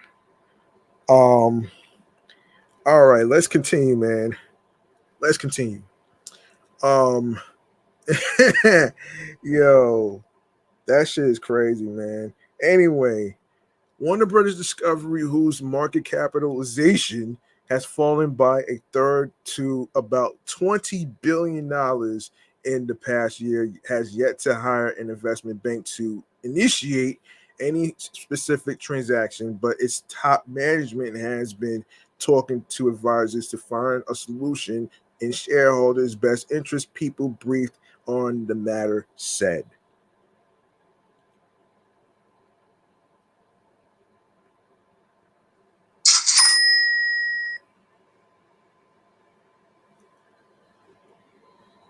Um, Warner Brothers Discovery biggest backers include cable billionaires John Malone and the Newhouse family, which controls Condé Nast. People close to Warner Brothers Discovery have also informally, um, approached advisors to rival media groups to understand if they would be interested in exploring M&A options with some of its existing assets, one person said. Warner Bros. Discovery reportedly considered earlier combinations with both Comcast's NBC Universal and Paramount, which I will talk about in in a solo episode in the future, which has since agreed to sell itself David Ellison Skydance Studio. Both have legacy television assets and subscale streaming platforms. Warner Brothers Discovery declined to comment. People familiar with the matter said Warner Brothers Discovery could still ultimately decide to continue operating as it is currently structured. A breakup appears to be the strongest option. These people said, and most of its debt could remain with the mature pay TV networks business in such a scenario. That could help the faster growing streaming spinoff achieve a higher valuation, multiple, but one person familiar with the matter said uh, W Warner Brothers Discovery's management was uh, aware of the risk of crossing creditors Analysts at Bank of America have warned that such a split could have a potentially devastating impact on bondholders. And Warner Brothers Discovery rival Lionsgate recently faced a creditor revolt after separating its Stars Pay TV network. A person involved in the discussions noted that Warner Brothers Discovery's debt was raised in a lenient environment with few covenants preventing such financial engineering. The strategic spinoff under the, st- the strategic spinoff idea, rather, under consideration, would create a company made up of Warner Brothers Discovery's legacy television assets, which have experienced a decline in revenues despite still generating most of its cash flow. Much of Warner Brothers Discovery's heavy debt load would be housed in the TV group, leaving the faster growing streaming and studio business with fewer borrowings and more flexibility to invest in growth. The discussion reflect wider concerns about Warner Brothers Discovery, whose shares have fallen by about 70% since AT&T spun off Warner Brothers and it merged with Discovery 2 years ago. 2 years ago, um, they have been hit by a cratering advertising market, the high cost of developing its streaming offering, the COVID-19 slamdemic, Hollywood strikes, and some expensive flops. Warner Brothers Discovery has slashed costs and paid down debt, but in February the stock dropped 10% after its chief financial officer said he could not give projections for free cash flow this year. Um,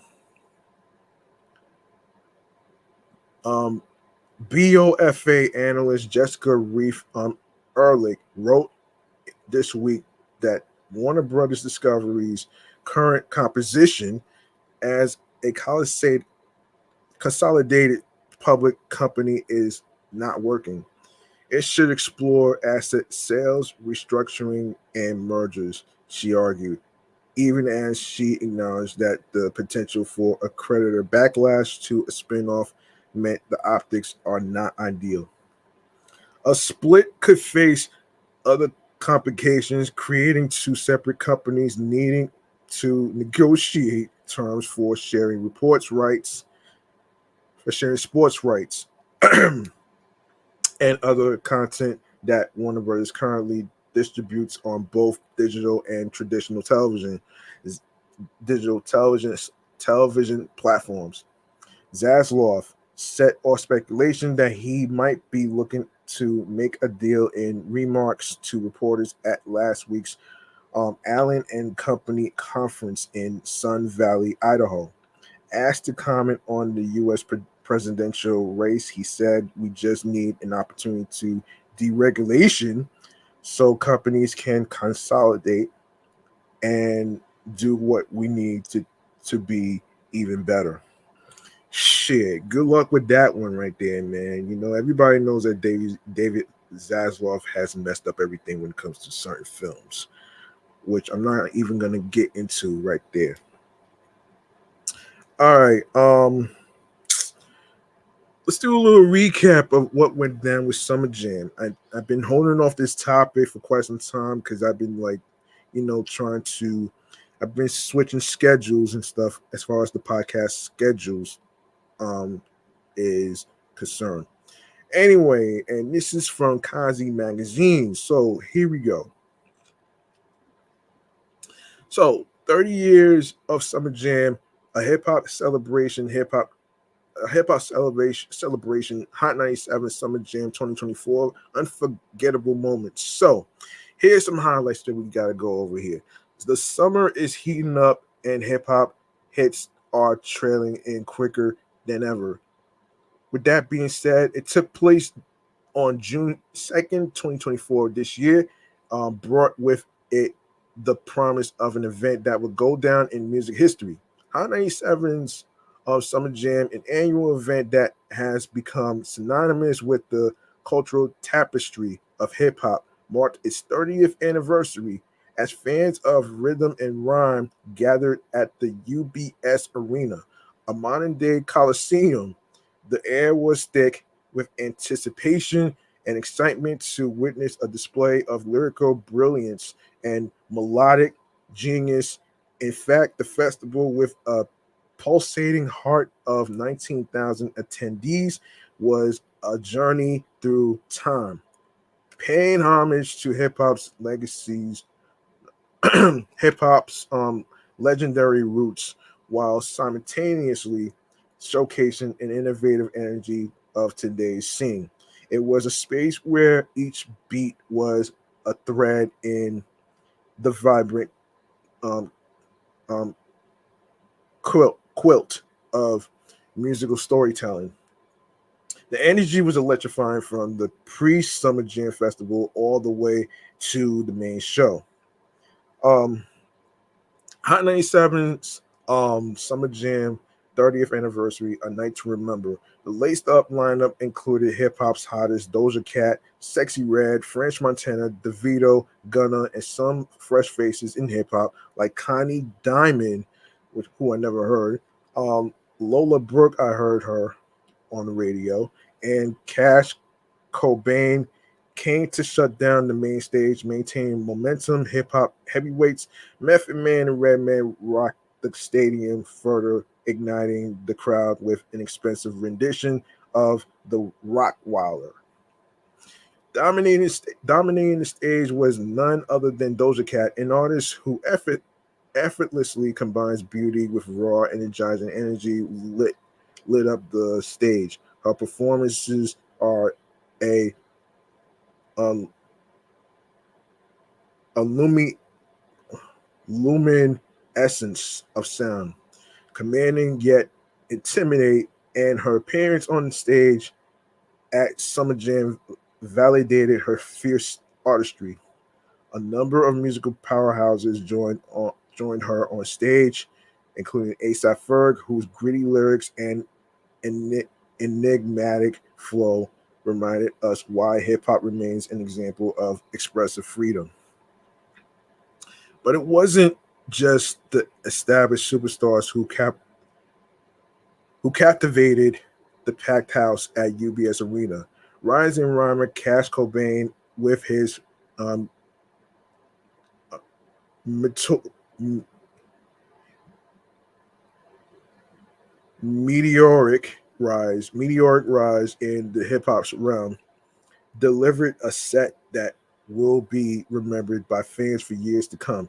The dynamic leading lady Lola Brooke to invoke the ongoing spirit of summer with her back-to-back bangers that had the thousands thrilled.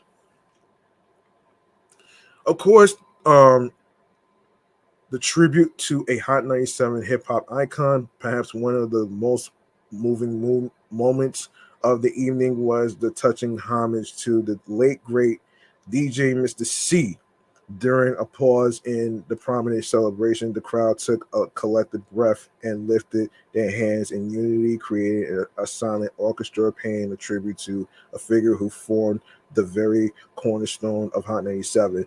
Also, Big Daddy Kane shared a heartfelt moment with the crowd. In doing so, he brought out the late Mr. C's brother and sister to memorialize the Hot 97 DJ Mr. C tribute with a moment of silence and having the crowd to throw up C's.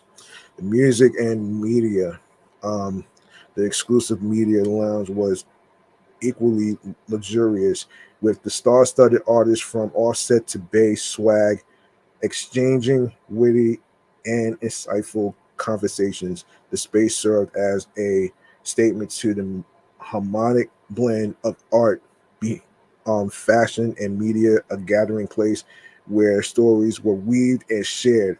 Additionally, celebrities enjoyed exclusive um, um, Elise apparel gifts from the Now PR and engaged in epic interviews with Fox 5's Lisa Evers, as well as Hot 97 popular personalities DJ Mike Medium and DJ Voila. Hot 97 Summer Jam 30th anniversary was more than just a concert. It was a cultural convention, bringing together the past, present, and future of hip hop in a combination of artistic achievement. Nonetheless, huge shout out and a special thanks to the phenomenal partners that made the extraordinary event for Hot 97's um, 30th anniversary possible. Black Girl Sunscreen, New York Alliance for Healthcare Justice, CUNY, NYC Department of Transportation, New York Department of Health, New York City Department of Health, Metro Plus Health, Boost Mobile, Fresh Light Entertainment, Waffle Chick, and Pony, not the genuine song. um, their support was essential in bringing this year's Summer Jam to fruition. For now, take a look at some of the hottest highlights from this year's Summer Jam above. Lastly, let's not let us know your thoughts in the yeah. So let's see. This is crazy, man. So this is interesting, man.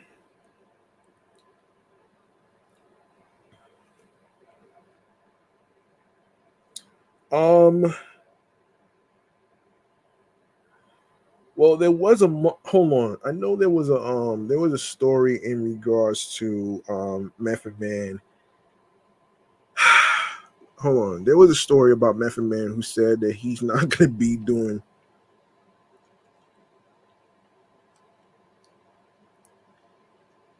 It's his last time being at Summer Jam.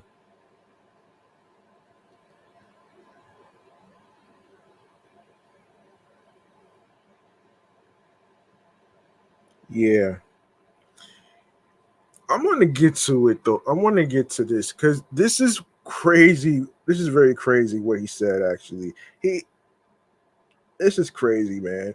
And I want to actually point out something, and this is from let me point out. Let me put this. All right, so this is according to the folks from Vibe. Method Man thinks his time performing at Summer Jam may have ended due to the widening of rap's generational gap. On Sunday, June 2nd, Hot 97 took to Instagram with some highlights from the Summer Jam Festival with reels and posts and showing love to artists like Cash Cobain, Lola Brooke, 41 World, French Montana, Rakim, Doja Cat, Sexy Red, Method Man, and Redman, and more. However, Meth responded to Hot 97's Rhea recapping his performance with Red and wasn't satisfied with the crowd's response. The hip hop legend explained that the generation gap in rap had drastically widened, and he no longer feels Summer Jam's crowds aligns with his discography. As a result, the Wu-Tang Clan MC asserted that he is never coming back. Not our crowd at all, he began. Thanks again, New York and the whole tri-state that showed up to the event. Plus Pete and Ebro. I got love for you guys, but never again at this point. The generation gap is just too wide for me.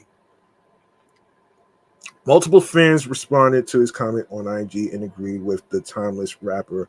Some remarks noted that Summer Jam has simply forgotten what real hip hop is and pushed aside the genre's legacy acts to hone in on the newer generation of artists.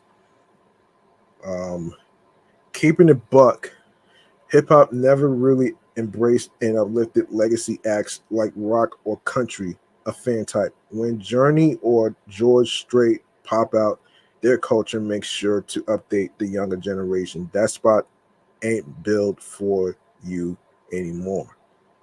I wish the rest of our generation would show up at the show, not comment. Another comment began. Excuse me. Hot 97 Summer Jam is one hit wonders, not legends. Cause, unfortunately, this young generation don't care about our generation. Rakim, Big Daddy Kane, etc. These kids don't know hip hop. Buster gets on stage and does that same damn Chris Brown verse over and over because that's all they know. Um, Tom, Hashtag ban high 97. Damn, that's crazy. That's crazy, man. Other remarks noted that the Roots picnic showed more love to meth and red, insisting that festival is where real hip hop is celebrated. In fact, the two MCs performed at the annual picnic the day before, where they joined Black Thought, Common, and Freeway for a special remix of the legendary Posse cut 4321, which originally featured late great DMX, LL Cool J, Cannabis, and Master P. Method Man and Redman and the rest of the men traded verses during Black Thought and J Period's live mixtape segment of the show, receiving warmer reactions than they did during their appearance at Summerjam. Um, damn, son. Damn. Damn, son. That's crazy.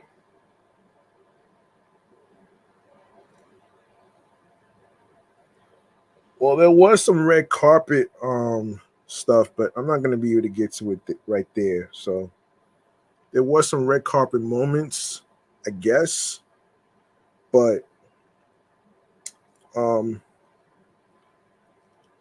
yeah. Hold on. There was some moments, man. There was some moments. So let me just um, so yeah, yeah. Let me see. Ferg, Gunna, Doja Cat, Busta Rhymes was there. Um, who else was there? TT Torres and DJ Enough was there. Master Flex and Nessa was there. DeVito, Cash Cobain actually, and of course, obviously, Ebro, Laura Styles, and Peter Rosenberg was there. Lola Brooke, Method Man and Redman, Rakim, Kyle Rich, Tata, and Jen Carter. Big Daddy Kane, French Montana was there. Um, you know, I'm gonna have to do a separate episode on the whole Method Man thing and why he feels that the generational gap is too wide and stuff, and this young generation doesn't care about the don't care about real hip hop. That's crazy to me, man. But that's a story for another time, though, man. I'm not gonna I'm not gonna stay on this for too long, though. Let me see. Let me see. I'm not gonna stay on this for too long. Actually, I want to do a special segment in regards to Labor Day weekend.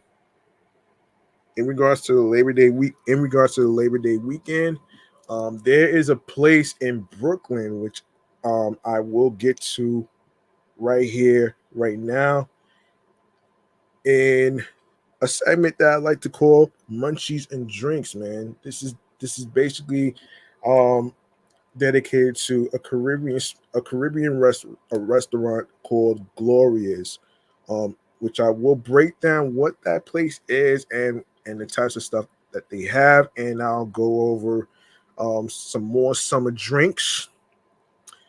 I will go over some more summer drinks in this segment right here of Munchies and Drinks. So, give me one moment here so I can actually.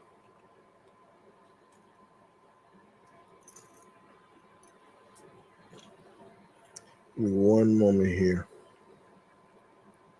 All right.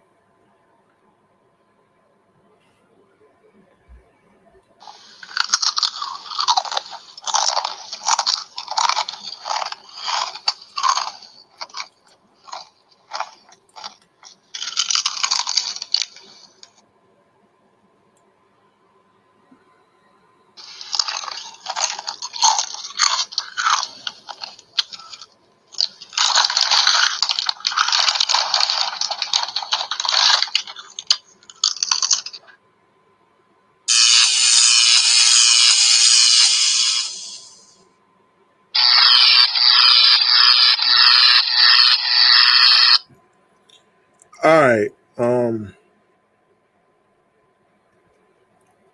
right. We're gonna do a little breakdown of this this place in what is it in Crown Heights, Brooklyn. Um, so in case anybody's wondering what I'm talking about here, earlier, earlier they had earlier on Fox 5 they had a guest. Um, they had a guest that goes by the name. Let me look for the name. This is the name of Mikhail Montano. All right. So there's this place in Brooklyn called Gloria's Caribbean Cuisine. It is located at 764 North Strand Avenue, New York, 11216 in Crown Heights, Brooklyn. And if you like to place your order on foods on the menu, you can give them a call at 718-773-3476. And let's break down what this particular Caribbean place is about. So this colorful corner storefront crafts delicious roti, oxtail stew, as well as other Trinidadian Caribbean delicacies,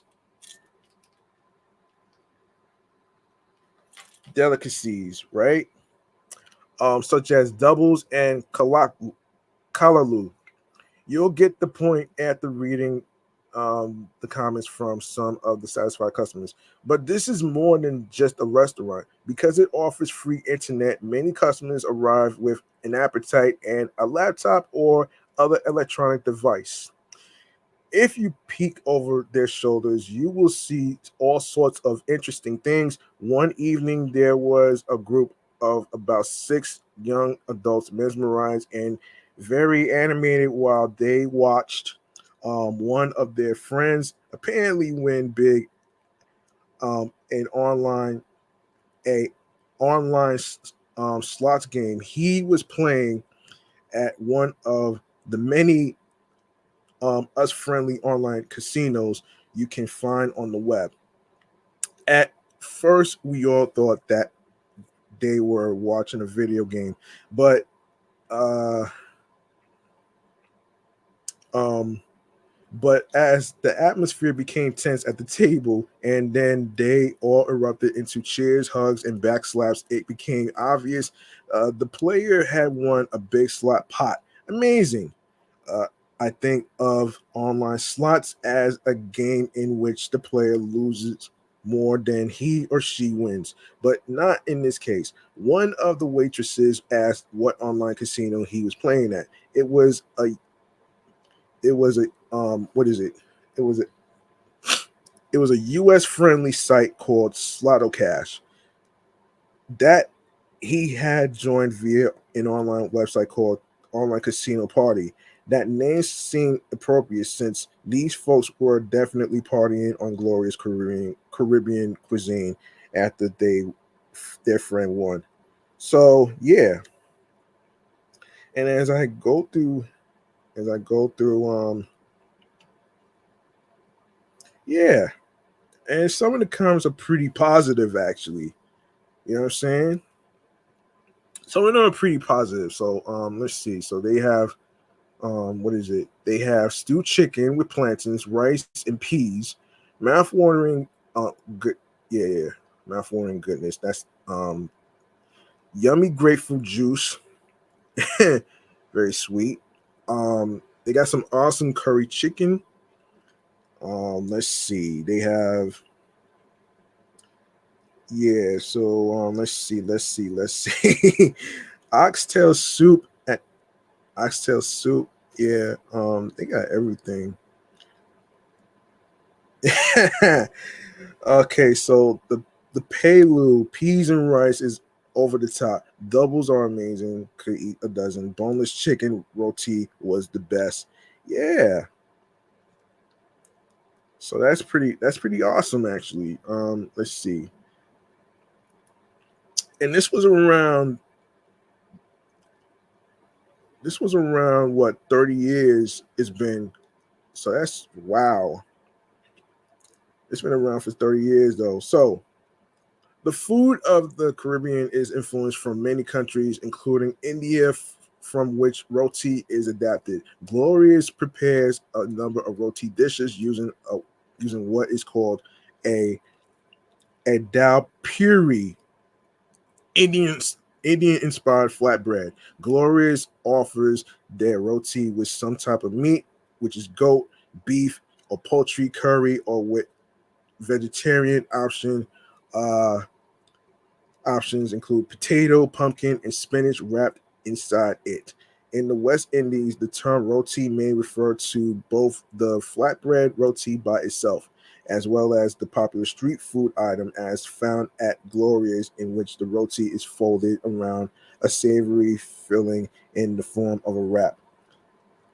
Kalaloo is a popular dish that originated in West Africa. The main ingredient is a leaf vegetable, traditionally either amaranth, um, taro, or xanthosoma.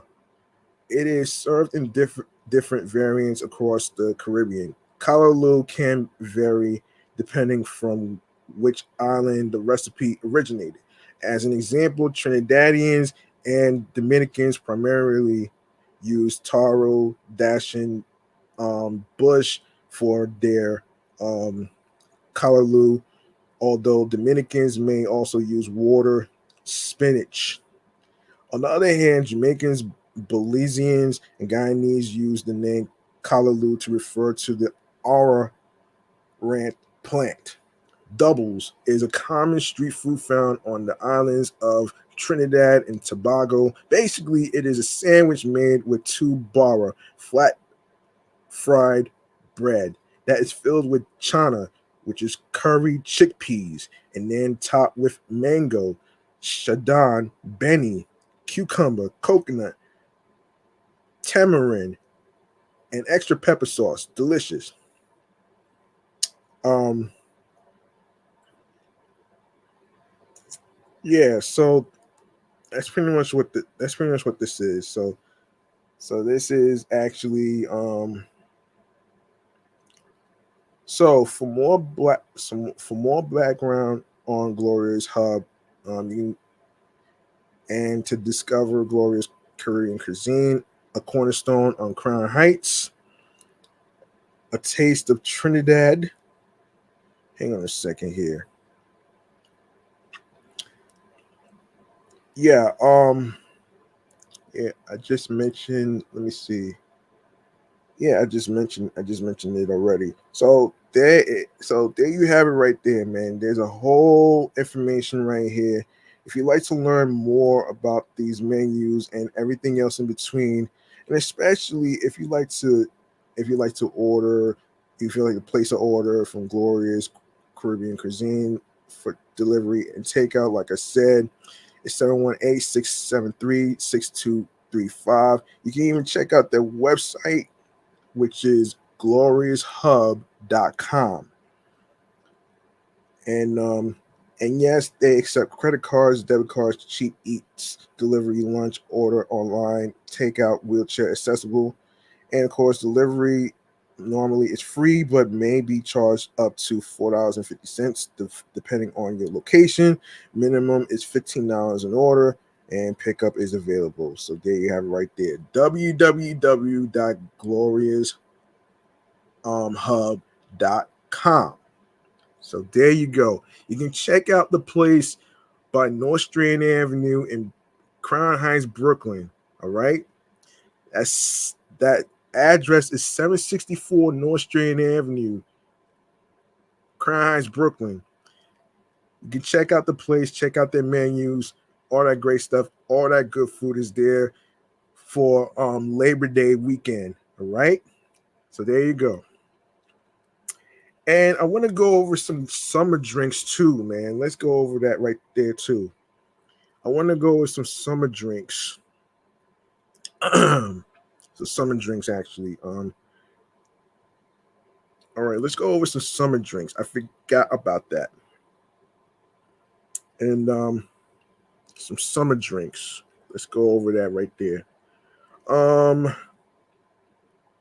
right, all right. Let me see. Summer drinks. Yeah, wait.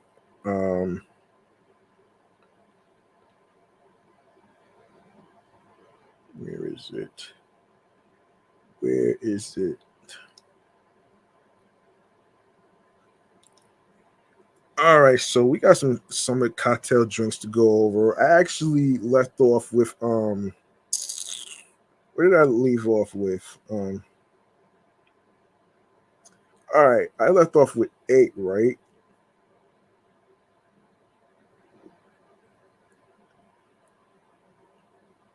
I left off with 8. Hold on a second.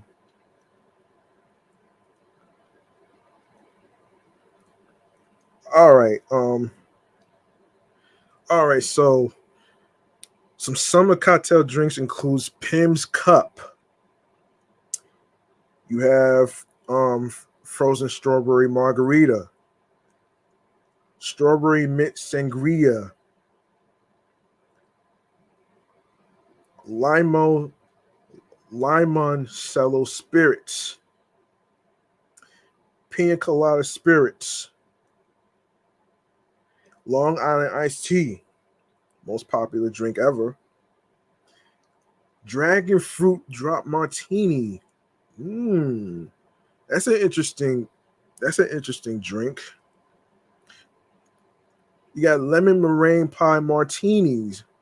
Wow, wow. Frozen espresso martini, apero spirits, drunken tequila mangoes, creamsicle mimosas, pina paloma, and Bahama Mama. Bikini Bikini Bellemi. Bikini Bellini. Oh my gosh. All right, bourbon peach iced tea. Porn star martini. Oh man. All right. Magtie, I'm gonna stop right there, man, and I'm gonna continue with the rest of it in a future episode right here, man. I think it's time for me to wrap up here, though, man. Let's see how much time we did. Ah, not bad. 2 hours, man. Actually needed this shit though, man, so I can actually upload. Anyway, man. Anyway, we are going to wrap up right now, man. We are gonna wrap up right here. And a little segment that I like to call Stream Choices on the Go. All right. This is where I actually tell you where you can listen to your to the episodes of the podcast, and of course where you can follow on social media and all that great stuff right there. So without further ado,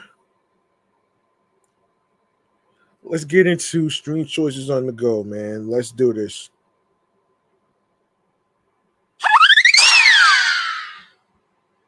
Yes. Make sure you follow the podcast not only on Facebook, but on Threads, Instagram, Off the Meat Rat Chainz NY podcast, which is New York. And of course, New York Avenue is included in the profile page. Make sure you follow my sports edition show, Excellent Fun Vibrant Talks podcast. And of course, my entertainment review show, Meticulous Vibe Juice podcast. And of course, be sure to follow your homie, your host with the most, G Money Stacks, 555 in Queens, New York. Turn on your notifications. And in the future, I will start to post some stuff. I will do a rundown of each episodes that I didn't get a chance to put on Instagram Live. I will do a whole Instagram Live in the future to do a little recap of all the episodes that I did, including topics and all that great stuff right there. So until I get me a new Android tablet, y'all gonna have to be on standby for this one. All right. So if you go to the link in bio of my link tree, you're gonna see a whole list of audio streaming platforms that you can download onto your iPhones, Android phones, iPads, Android tablets, your laptops, which is Apple and Dell laptops, any model it is that comes with Windows. All right. All right, starting with Odyssey, Audible, Audioburst, Amazon Music, Breaker, Bullhorn FM, Castbox FM, Deezer, Listen Notes, Moon FM Podcast, Overhaul FM Podcast, Player FM, Pocket Cast, Podbay, Podfriend, Podhound, Podopolo, Podorama, Podcast Index, Podcast Addict, Podchaser, Podverse, Podcast Guru, Podvine, Snipped, Spotify for podcasters, Stitcher, TuneIn Radio, Fountain, Radio Public, iHeartRadio, the number one app where you can listen to music, radio, and podcast episodes for free.